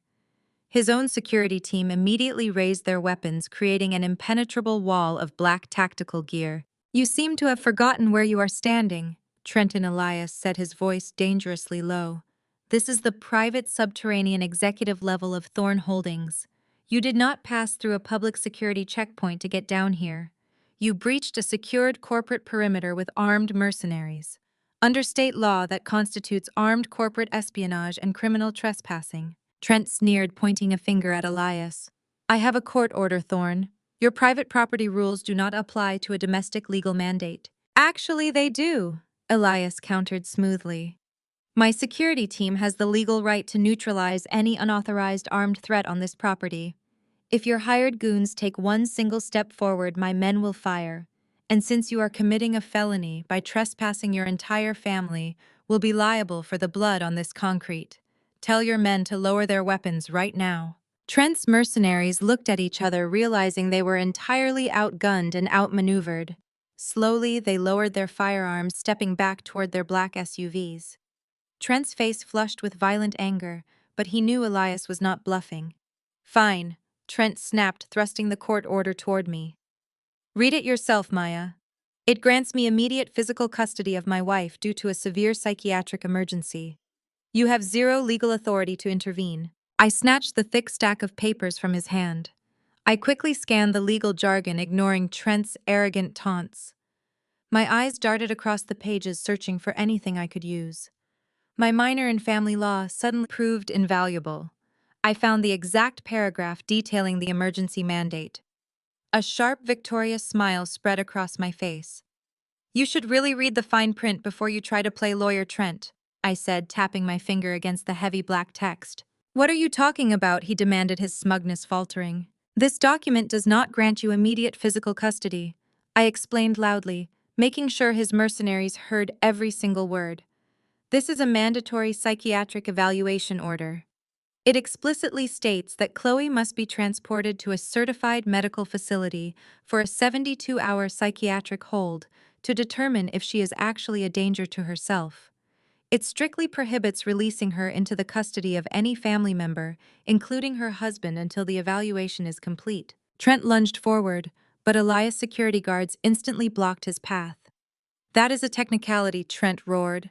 I am her medical proxy. Not until a doctor says so, I shot back, tossing the paperwork onto the concrete floor at his feet. And since this order mandates immediate medical transport, I am legally taking my sister to a private psychiatric facility right now. If you try to stop me, you are obstructing a court-mandated medical transfer. I grabbed Chloe by the arm and pulled her away from my sedan. Elias pointed toward a massive, heavily armored black SUV parked in his reserved executive spot. Take my vehicle, Elias ordered, tossing me the heavy key fob. My personal detail will escort you out. I practically shoved Chloe into the armored back seat and jumped behind the steering wheel. The massive engine roared to life with a deep mechanical growl. Elias' security team formed a tight defensive wedge around the vehicle, blocking Trent and his mercenaries from advancing a single inch. You cannot do this, Trent screamed, slamming his fists against the hood of his own car as I threw the SUV into drive. I will destroy you, Maya. I will hunt you down. I slammed my foot on the accelerator. The heavy armored vehicle surged forward, tires gripping the concrete as we sped up the exit ramp. I glanced in the rearview mirror, watching Trent's furious face shrink into the distance as Elias' security team forced him back. We burst out of the underground garage into the blinding Atlanta sunlight, leaving the chaotic standoff far behind us. Chloe slumped against the back seat, shaking violently. We are safe, I told her, keeping my eyes glued to the road. We are going to a secure location where he cannot reach you. I bypassed the local hospitals and drove straight to a private luxury high-rise building owned exclusively by Thorne Holdings. The underground entrance required biometric scanning, preventing anyone without clearance from entering. We took a private elevator directly to the secure penthouse suite on the top floor. The doors opened to a sprawling, immaculate apartment with reinforced floor-to-ceiling windows overlooking the entire city. Sit down and do not move, I instructed Chloe, pointing to a massive leather sofa. She collapsed onto the cushions, wrapping her arms around her stomach, while I walked straight to the large mahogany desk in the center of the room. I booted up the secure desktop computer Elias kept there. My hands were shaking from the adrenaline, but my mind was completely focused on the silver USB drive I had taken from Chloe. This drive was the key to completely dismantling the Vance family empire. I plugged the small metal device into the encrypted computer terminal. A password prompt appeared on the screen. Chloe gave me the code from the couch, her voice barely a whisper. I typed the password and hit enter. Dozens of heavily encrypted folders populated the screen. I clicked on the first one, expecting to see the offshore bank accounts and illegal wire transfers Chloe had promised. I did find the financial records detailing massive tax evasion and corporate bribery, but that was just the beginning. I opened a subfolder labeled highly confidential.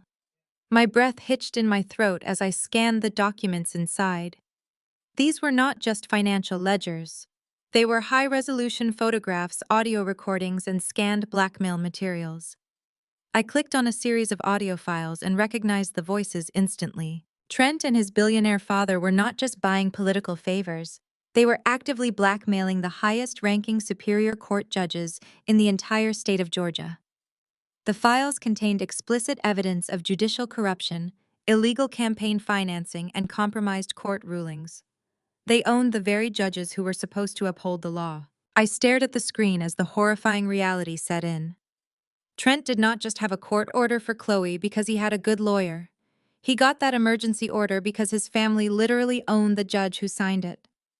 The corruption went higher and deeper than I could have ever imagined. I stared at the glowing monitor in Elias' secure penthouse, the horrifying reality of Trent's limitless corruption burning into my retinas. He did not just have a good lawyer. His family owned the entire judicial system. The emergency custody hearing to finalize Chloe's psychiatric commitment and permanently strip her of her unborn child was scheduled for 9 o'clock the next morning.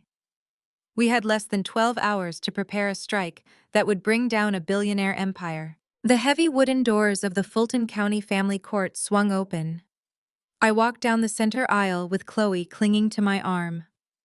Elias and his elite legal team walked right behind us, forming a protective barrier. Trent sat at the plaintiff's table, flanked by a wall of 6 expensive corporate attorneys. He wore a perfectly tailored charcoal suit, looking like the absolute picture of a concerned, loving father. He sneered as we took our seats at the defense table. The hearing began with brutal, ruthless efficiency. Trent's lead attorney, an aggressive woman with cold, shark-like eyes, launched into a vicious character assassination.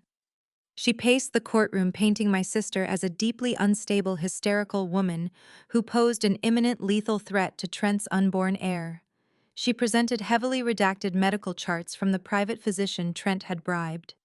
She twisted every argument, every moment of marital stress, into a symptom of severe psychiatric decay. Chloe sat beside me, shaking uncontrollably, as her entire life was torn apart on the public record. Trent sat there looking incredibly smug, playing the role of the victimized white savior, trying to rescue his child from a broken black woman. But Trent was not finished. The defense calls its primary character witness, the lead attorney announced. The side doors of this courtroom opened. My stomach twisted into a tight, painful knot. Patricia walked down the aisle. My mother wore a modest, understated dress, carrying a designer tissue, completely performing the role of the heartbroken matriarch. Chloe let out a sharp, devastated gasp. She reached out toward our mother, but Patricia completely ignored her, walking straight to the witness stand and placing her hand on the Bible. Mrs. Vance, Trent's lawyer, asked gently, "Can you describe your daughter's recent mental state?" Patricia dabbed her dry eyes. "It breaks my heart to say this, but Chloe has become incredibly dangerous." Patricia lied, her voice trembling with practiced precision. "She has completely lost her grip on reality. She has violent, uncontrollable outbursts. Trenton has been nothing but a generous, patient, and loving husband to her. He provided everything for our family. But Chloe is deeply unwell. For the safety of my innocent unborn grandchild, she needs to be committed to a secure facility." Chloe let out a raw, agonizing sob, collapsing forward onto the defense table. She buried her face in her hands, completely broken. Our mother had just sold her out to the highest bidder. Trent had effectively purchased Patricia's perjury with the promise of a small luxury condo to save her from the streets. Patricia was perfectly willing to let her pregnant daughter be locked in a psychiatric ward just to secure a comfortable roof over her own head. It was the ultimate parasitic betrayal. The judge, a stern older man with silver hair, peered over his reading glasses. "Does the defense have any witnesses to call before I make my ruling on the permanent psychiatric hold?" I stood up slowly, buttoning my blazer. "I call myself to the stand, Your Honor." Trent's legal team immediately erupted into loud, aggressive objections. They claimed I was a hostile, estranged relative with a documented history of theft. They waived the false police reports my parents had filed 4 years ago, trying to discredit me before I even opened my mouth. The judge raised his hand, silencing the room.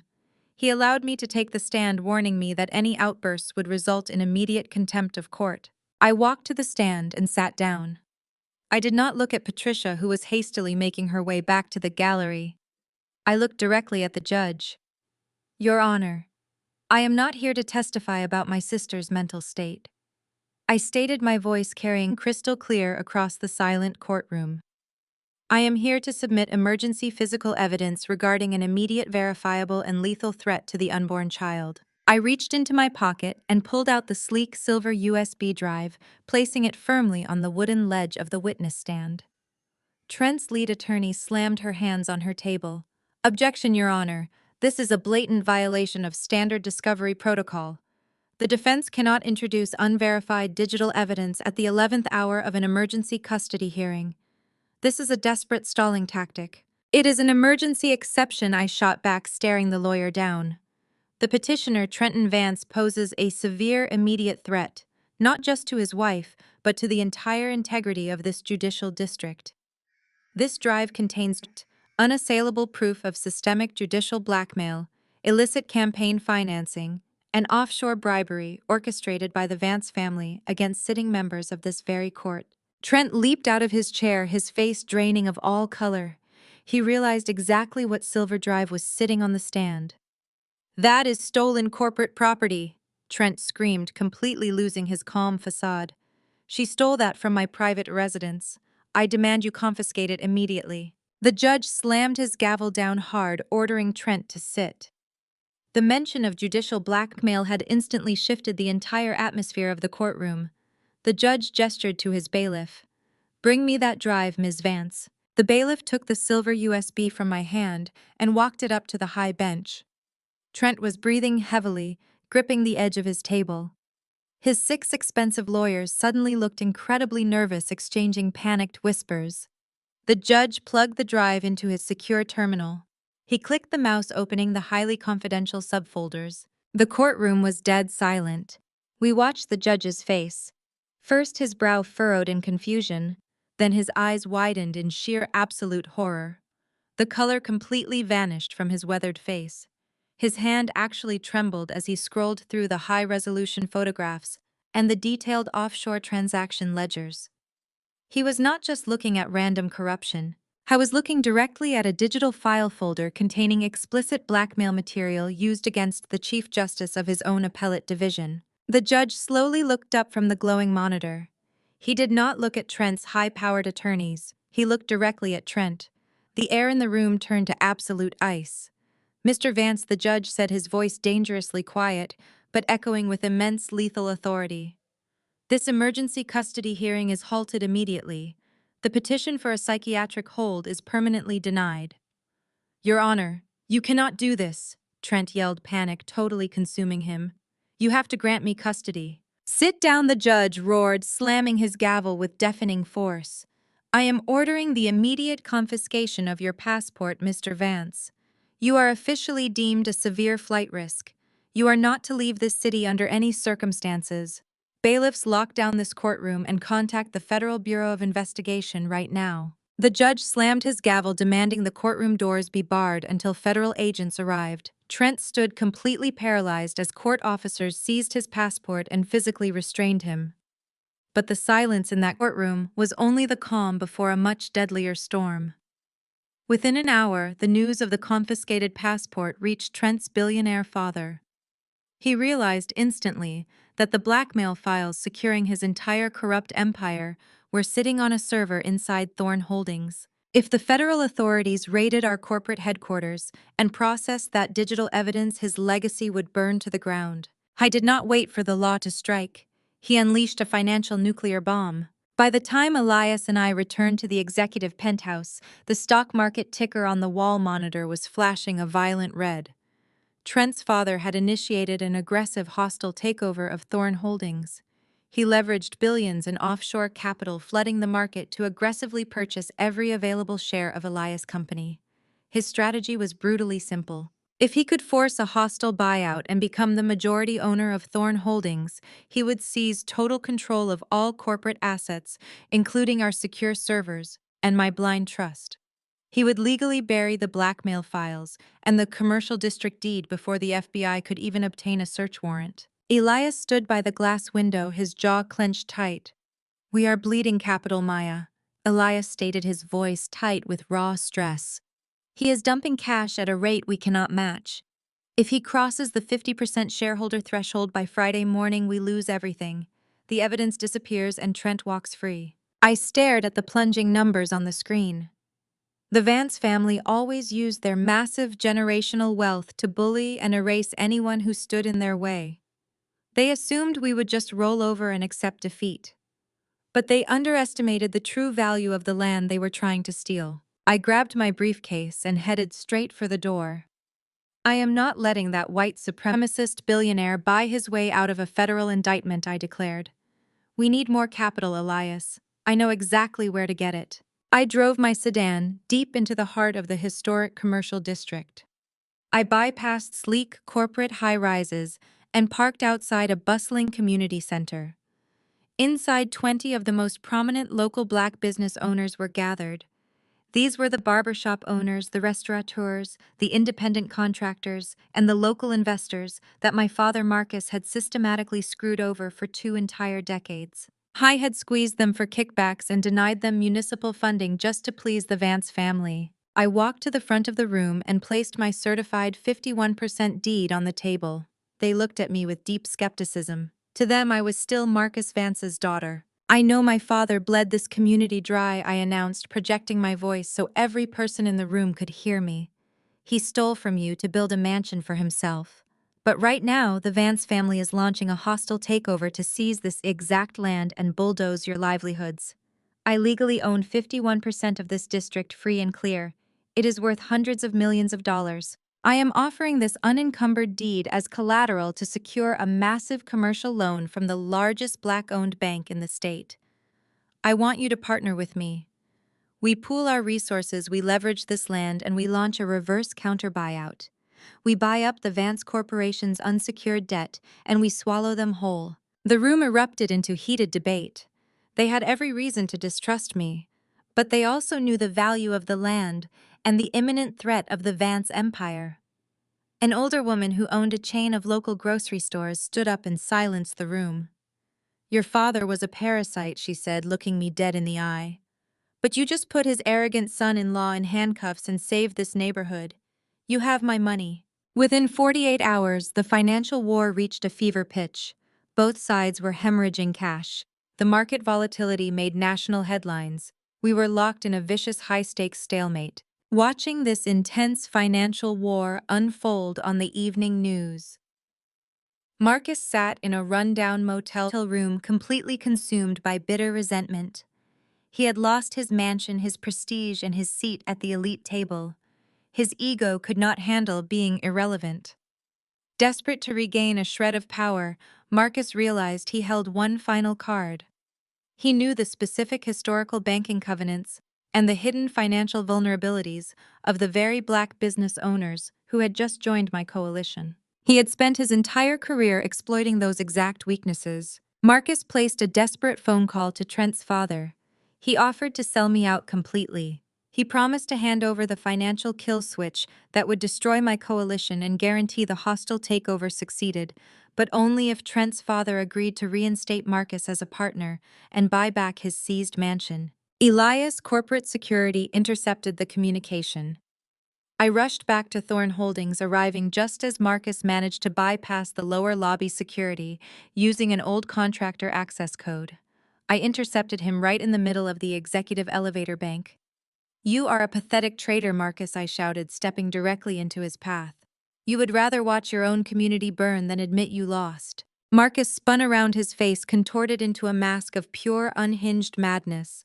His eyes were bloodshot and his clothes hung loosely on his shrinking frame. You ruined me, he screamed, his voice cracking with hysterical rage. You destroyed my entire legacy. I was a king in this city. People respected the Vance name. Now I am a laughingstock living in a roach-infested motel because of you. He reached into his jacket pocket. My heart stopped completely. He did not pull out a phone or a document. Marcus pulled out a loaded black handgun and pointed the barrel directly at my chest. The cold black steel of the barrel remained fixed directly on the center of my chest. Marcus gripped the weapon tightly, but his sweaty hands were shaking violently. His erratic breath hitched, echoing in the sterile silence of the corporate elevator bank. Elias shifted his weight, preparing to lunge forward, but I held up a steady hand to stop him. The heavily armed security guards froze, hovering over their holstered weapons, waiting for my command. I did not flinch. I did not step backward. I looked at the desperate broken man standing before me and felt absolutely zero fear. "You think a single bullet is going to save you now, Marcus?" I asked, my voice echoing off the polished marble walls with absolute lethal calm. "You think killing your own daughter is going to somehow magically restore your prestigious seat at the country club?" "I built a massive empire!" Marcus screamed, tears of frantic rage streaming down his sunken cheeks. "I made the Vance name mean something in this city. You stripped me of my dignity. You took my home. You made me a beggar in the very streets I used to own. You never owned anything," I countered, taking a slow, deliberate step forward. "You just rented a fake identity paid for by the blood of your own people." Marcus swallowed hard, his finger trembling against the trigger. "I did what I had to do to survive in a white man's world," he spat defensively. "You have to play their game. You have to show them you are willing to do whatever it takes." "And look exactly where playing their game got you," I stated coldly, dissecting his entire pathetic existence. "You spent your life stepping on the necks of hardworking black men and women just to get a condescending pat on the back from white men like Trent's father. You siphoned money from community revitalization funds. You displaced local business owners who trusted you. You sacrificed your own flesh and blood just so the billionaire class would invite you to their charity galas. They never respected you, Marcus." I continued, my words striking him harder than any physical blow. "To them, you were just a highly convenient stepping stone. A useful token they could use to bulldoze black neighborhoods without getting their hands dirty. And the second you lost control of my grandmother's land, they discarded you like absolute trash. Trent's father left you rotting in a roach-infested motel. You sold your soul for a seat at their table and they did not even leave you the scraps." Marcus shook his head frantically, letting out a guttural, agonizing sob. "I did it for the legacy," he cried out, his voice cracking. "I wanted us to be untouchable." "My grandmother Josephine was untouchable," I replied sharply. "She built real generational wealth through community and integrity. You destroyed your legacy the exact second you decided white approval was worth more than your black daughter's future. You are not a king. You are just a parasite who finally ran out of hosts." The absolute truth of my words shattered the last fragments of his ego. Marcus let out a defeated, pathetic whimper. His shoulders collapsed. His hands dropped to his sides. The black handgun slipped from his grip, clattering loudly against the cold marble floor. Elias' security team moved with blinding speed. Two massive guards tackled my father, pinning him face down against the polished stone, while a third kicked the weapon safely out of reach. Marcus lay pressed against the floor, sobbing uncontrollably, a broken, ruined man weeping for the fake elite status that had always been an illusion. I stood perfectly still, watching them secure his wrists with heavy zip ties. I felt the immense crushing weight of the black tax dissolve into nothingness. The man on the floor was just a criminal facing the absolute consequences of his own toxic greed. The wail of approaching sirens cut through the corporate lobby. Two heavily armed police officers burst through the revolving glass doors, responding to the silent alarm. The officers took custody of Marcus, hauling him roughly to his feet. They dragged him through the grand lobby, his expensive leather shoes scraping against the floor just like they had at City Hall. I followed them, watching as the automatic glass doors slid open. Outside the building, the humid Atlanta air was thick with tension. Patricia was waiting on the sidewalk, pacing frantically. Her hair was completely disheveled, and her discount store clothes hung loosely on her frame. When she saw Marcus in handcuffs, she let out a piercing shriek. "Maya!" Patricia screamed, lunging toward the glass barricade as the officers shoved Marcus into the back of the squad car. "Maya, you have to drop the charges right now. He is your father. He did not know what he was doing. You cannot send him to prison. We have absolutely nothing left. You owe us. You have to save your family." Patricia slammed her open palms against the thick glass of the corporate lobby, her face pressed desperately against the pane. She wailed about loyalty and duty, trying to weaponize maternal guilt. I stood on the inside of the glass barrier, staring at the frantic, weeping woman outside. I did not blink. I did not offer a single word of comfort. I simply turned my back, leaving Patricia screaming uselessly at an impenetrable wall of corporate glass. I looked at Elias, waiting patiently by the secure executive elevators. "Let us go finish this final war right now," I said, my voice perfectly steady and completely resolute.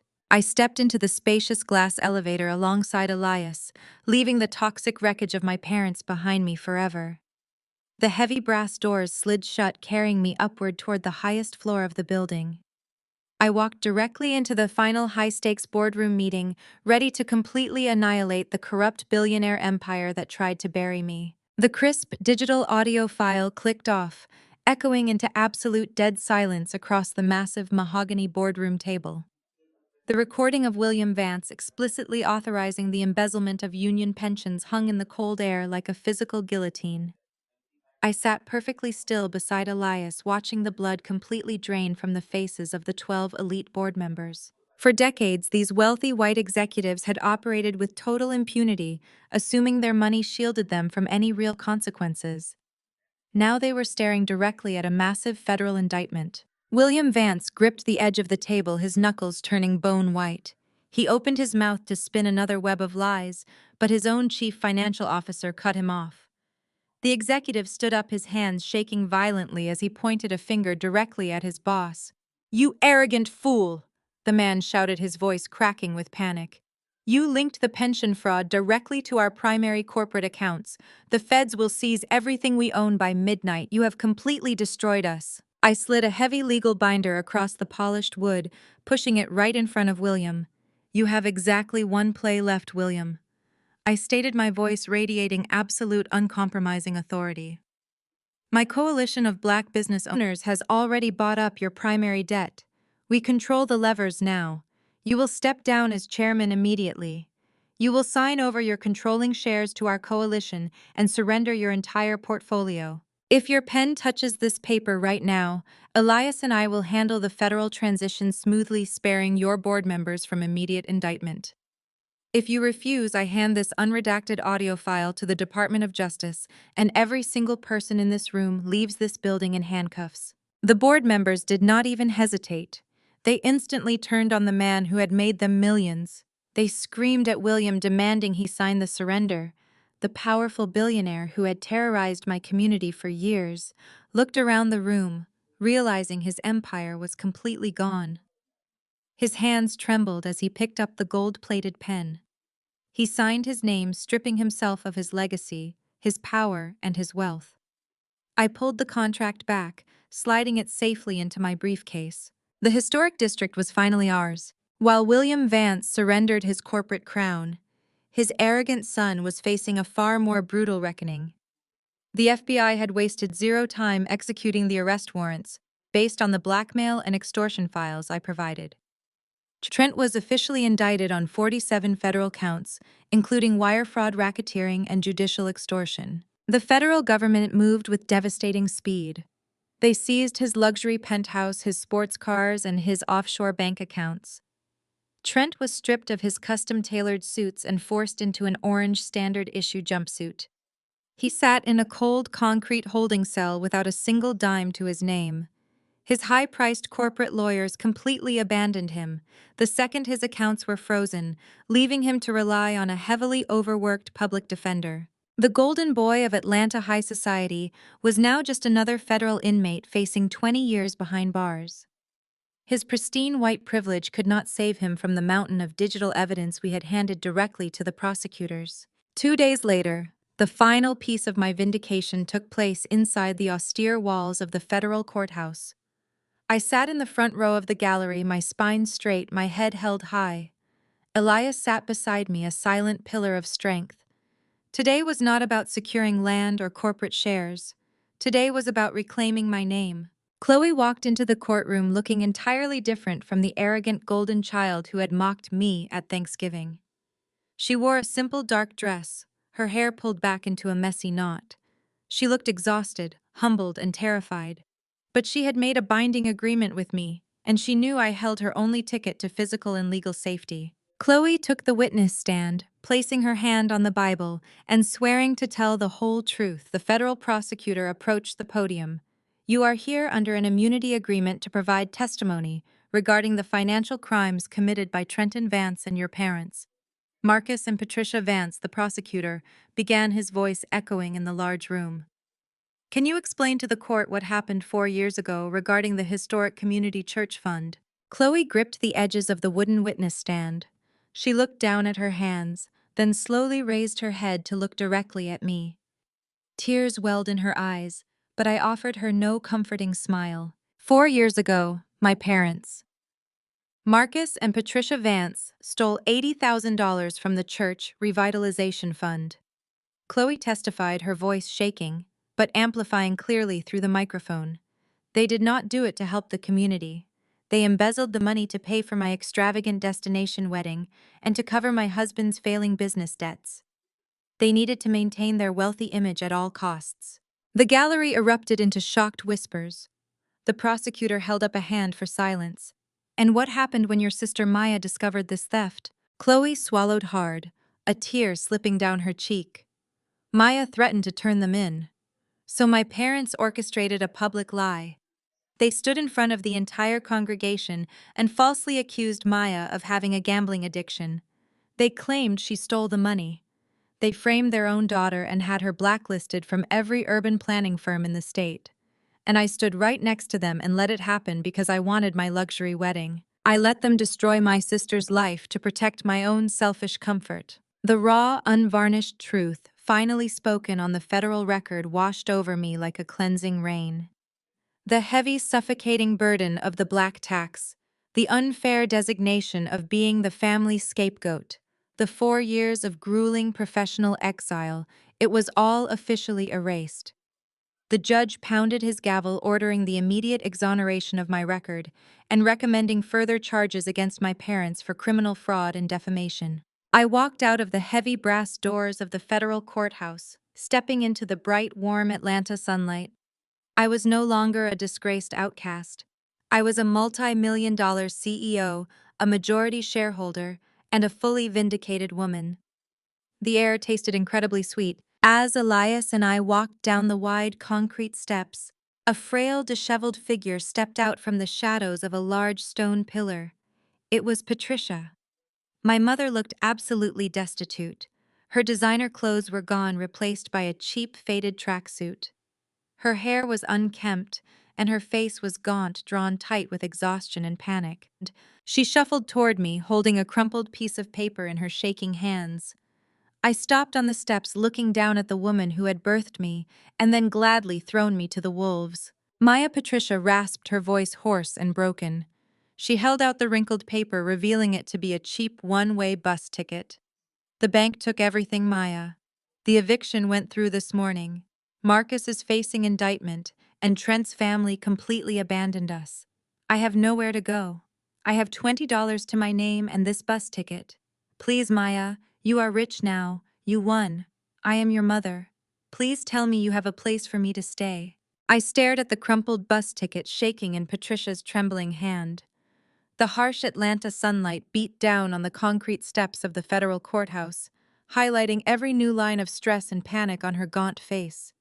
She smelled of stale sweat and cheap convenience store soap, a jarring departure from the custom-imported perfumes she used to wear when she was playing the role of a wealthy socialite. The woman standing before me was completely broken, stripped of the stolen generational wealth she had used to build her fragile, arrogant identity. I do not have a place for you, Patricia. I stated, my voice perfectly level and devoid of any warmth. I do not have a single dollar, a single room, or a single ounce of sympathy left for you. Patricia let out a ragged, desperate gasp. Her eyes darted around the busy courthouse plaza, searching for an audience she could manipulate. You cannot do this to me. Maya, she pleaded, her voice rising in a frantic pitch. I am your mother. I carried you in my womb for 9 months. I endured the pain of childbirth to bring you into this world. You are a multi-million-dollar CEO now. You control the entire commercial district. You have more money than you could ever spend in a single lifetime. You have a fundamental duty to take care of the woman who raised you. Our people do not throw our elders out onto the street. Black families stick together. You owe me your respect and your protection. She was actually trying to weaponize our culture against me. After selling me out to a corrupt white billionaire, after standing in a federal courtroom and committing perjury to help lock her own pregnant daughter in a psychiatric ward, Patricia was still trying to use the concept of the black tax to chain me to her sinking ship. She expected me to sacrifice my hard-earned peace to finance her survival simply because we shared DNA. I took a slow, deliberate step forward, forcing Patricia to look directly into my eyes. The cold, absolute finality in my gaze made her physically flinch. Black families protect each other. I agreed, my voice cutting through the humid air like a razor blade. But you stopped being my family the day you and Marcus stood at the church pulpit and falsely accused me of being a thief. You stopped being my mother the day you handed me $200 and left me homeless so you could buy your way into Trent's elite country club. You watched that arrogant racist man threaten to put me in a federal penitentiary at your Thanksgiving table, and you clapped for him.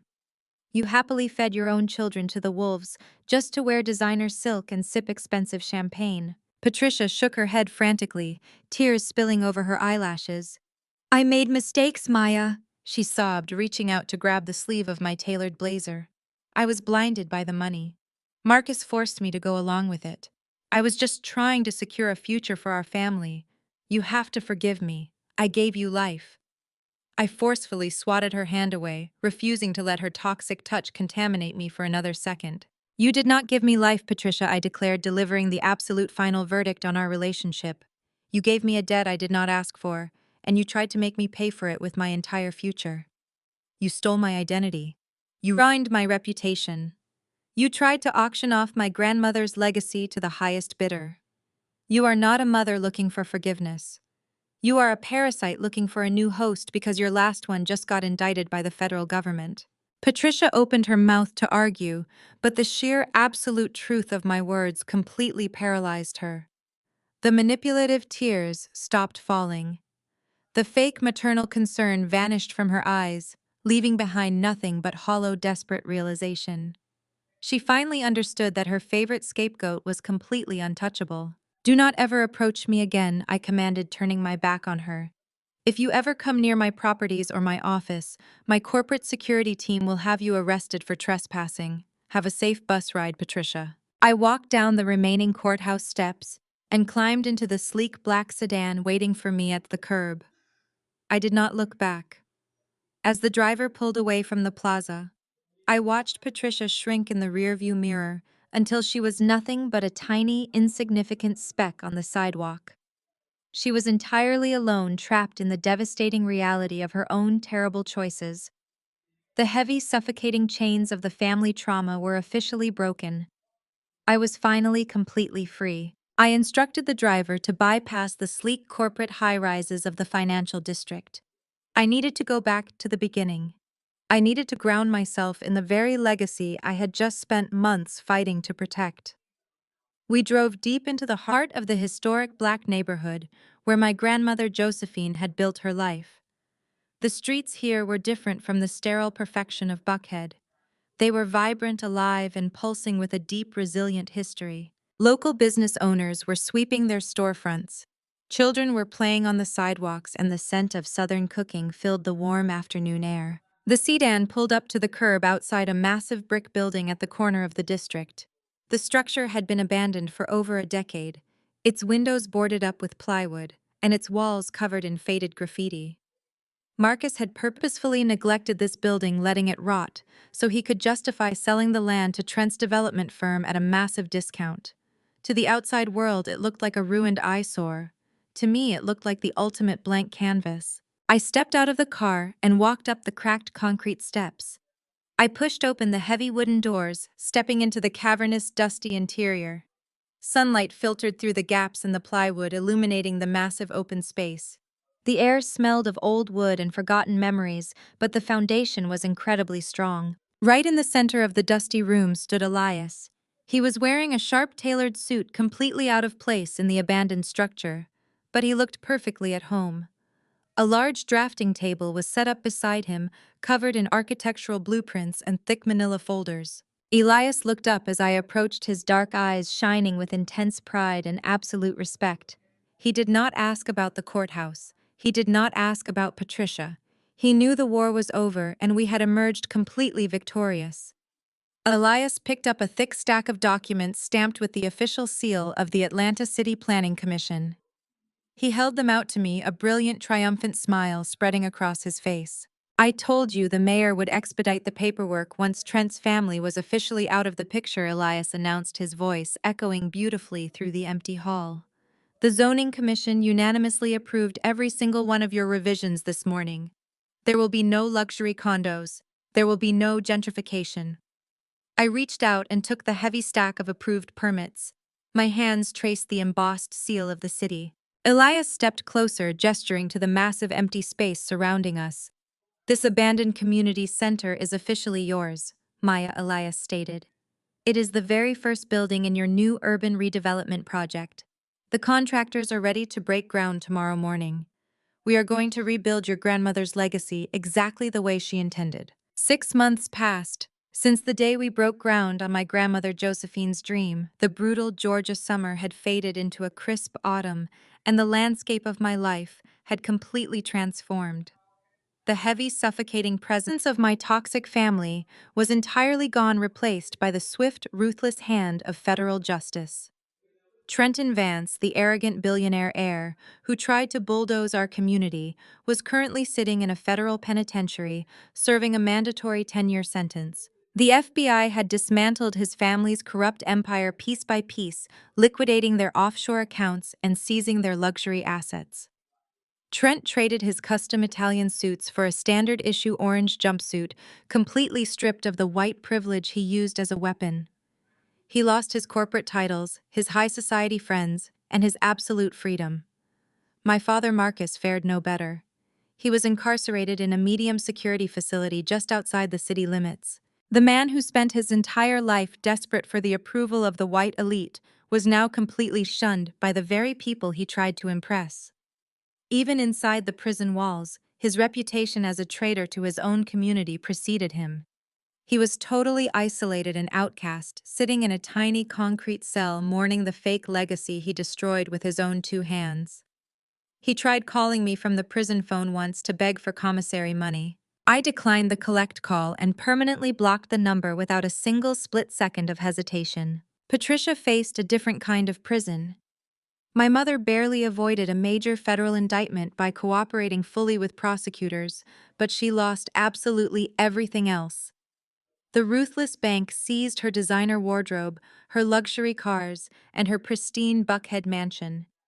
She was now working the early morning shift as a cashier at a deep discount retail store on the outskirts of Atlanta. I drove past the store once just to see it for myself. Patricia was wearing an unflattering polyester uniform, scanning cheap plastic goods for customers. 2 wealthy women from her former elite country club walked into her checkout lane. Patricia desperately tried to hide her face behind the cash register, but they recognized her immediately. They did not say a word to her. They just looked at her with sheer unapologetic pity, paid for their items, and walked away without leaving a tip. Patricia had desperately built her entire fragile identity on superficial social status, and now she was completely invisible to the wealthy people she worshipped. Chloe experienced the harshest reality check of all. My sister was living in a modest 2-bedroom apartment in a working-class neighborhood, miles away from the luxury penthouses she used to occupy. She had given birth to a healthy baby boy, but there were no lavish designer baby showers or trust fund announcements. Chloe was working a highly demanding standard 40-hour week as an entry-level administrative assistant at a very small local industrial logistics firm to survive. She took the public bus to work every morning and budgeted her daily groceries using paper coupons. I kept my promise and provided her with absolute legal protection from the Vance family, ensuring Trent's powerful father could never come near her child. But I completely cut her off from my wealth. She did not receive a single dime from my grandmother's massive estate or my corporate business accounts. She was finally learning the true value of a dollar. The exact same way I had to learn it when they maliciously threw me out on the cold street. She sent me a picture of my nephew last week. I saved the photo on my phone, but I did not reply. The boundary remained absolute. While my biological family paid the ultimate price for their greed, my chosen community was thriving. Today was the official grand opening of the Josephine Vance Historic District. The abandoned brick building, where Elias and I first reviewed the city permits, was now a state-of-the-art community center. The surrounding blocks were completely revitalized without displacing a single local resident. Freshly paved sidewalks lined the clean streets leading to newly renovated storefronts. Every single vibrant new business in the massive commercial district was entirely owned and operated exclusively by hard-working Black entrepreneurs who had finally reclaimed their own economic power. There were no predatory corporate chain stores and no luxury high-rise condos pushing our people out of their own neighborhood. We had successfully blocked the vicious gentrification machine and officially secured genuine lasting generational wealth for the people who actually built this beautiful city from the ground up. The atmosphere was electric. A local high school marching band played upbeat music while vendors handed out hot food to the massive crowd gathering in the main public plaza. Elias stood right beside me wearing a sharp, dark suit, his presence a steady, comforting anchor. We had spent the last 6 months working side by side, turning a legal victory into a tangible physical reality. Our professional partnership had seamlessly evolved into a deep personal bond, built on mutual respect and absolute unwavering trust. He never asked me to shrink myself or compromise my vision. He simply stood beside me and helped me build the empire. I walked up the wooden steps to the main stage positioned right in front of the community center. The crowd erupted into loud, passionate cheers. These were the very people Marcus had tried to sell out. Now they were the proud legal owners of their own commercial spaces. I held a large pair of ceremonial gold scissors in my right hand, ready to officially cut the thick red ribbon draped across the wide entrance. The bright, blinding flashes of countless press cameras illuminated the massive stage, perfectly capturing the powerful historic moment for the highly anticipated evening news cycle. Before I could slice through the red fabric, a prominent local reporter pushed her way to the front of the press barricade. She shoved a microphone toward the stage, her eyes sharp and hungry for a controversial soundbite. Maya Vance, the aggressive reporter, shouted loudly over the wild, cheering crowd, forcing a sudden, heavy hush to fall over the front rows. You single-handedly orchestrated the federal indictment of your father and your brother-in-law. You left your mother working minimum wage and completely cut off your sister. As you stand here today looking at this massive multi-million-dollar empire you built, do you have any regrets about completely destroying your own family to get to the top? I stared directly into the blinding glare of the press cameras. The aggressive reporter shoved her microphone closer, expecting me to falter. She wanted a tragic soundbite about the heavy burden of success. She wanted the angry black woman narrative. I did not give her a single inch. I stood my ground on the wooden stage, letting the heavy silence stretch out before leaning into the microphone. I did not destroy my family. I stated, my voice ringing with absolute crystalline authority over the massive public plaza. I removed parasites from my grandmother's legacy. The reporter blinked, clearly taken aback by the sheer, unapologetic force of my response. She opened her mouth to ask a follow-up question, but I completely cut her off. My father, Marcus Vance, destroyed himself the exact second he decided white approval was worth more than his own community's survival. I continued, projecting my voice. Trenton Vance destroyed himself when he orchestrated a federal extortion ring to steal land. My mother and sister made calculated choices to participate in a violent smear campaign. They framed me for a felony. They tried to lock my pregnant sister in a psychiatric ward for profit. They weaponized our culture and family loyalty to drain my resources. I did not ruin them. I held up a mirror and forced them to face the absolute consequences of their own toxic greed. The crowd erupted into a deafening roar of fierce approval. The local business owners, the very people my parents had tried to evict, began chanting my name. The reporter quickly pulled her microphone back, having realized she had entirely lost control of the narrative. Elias stepped forward proudly. He did not take the microphone from my hand or claim credit. He stood right beside me, presenting a unified, impenetrable front. He looked out at the flashing cameras and then turned his dark eyes to me, radiating pure respect.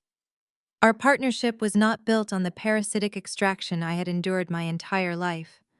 We did not use each other as stepping stones.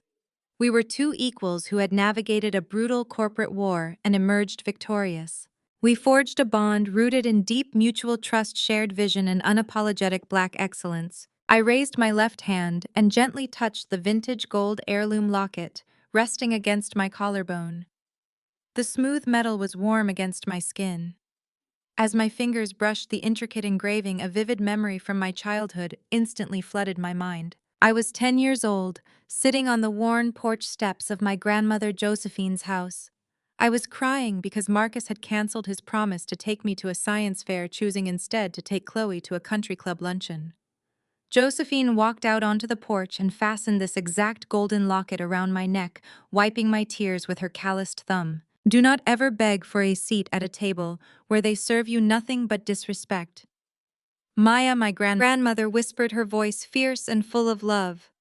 If they refuse to make room for you, then you let them starve. You take your brilliance and you build your own table. Make it so big and so strong that one day they will have to ask your permission just to stand in the room. She had known even back then that my parents would eventually try to break my spirit. She had planted the seed of resilience deep inside my chest, long before she engineered the brilliant legal trap that saved this district. I smiled, feeling her presence in the warm autumn breeze sweeping across the plaza.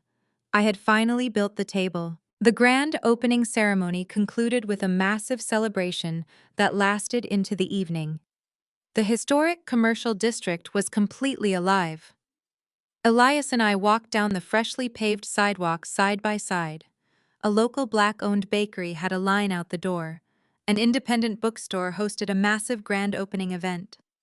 The vibrant sounds of jazz and laughter spilled from a newly renovated corner restaurant.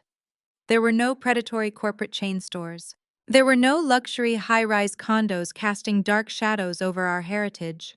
The land belonged entirely to the people who actually deserved it. We approached the towering, sleek glass building at the center of the district. It was the newly constructed headquarters of the Josephine Vance Urban Development Trust. I walked through the sliding glass doors, entering the immaculate modern lobby. The security guards greeted me with profound respect.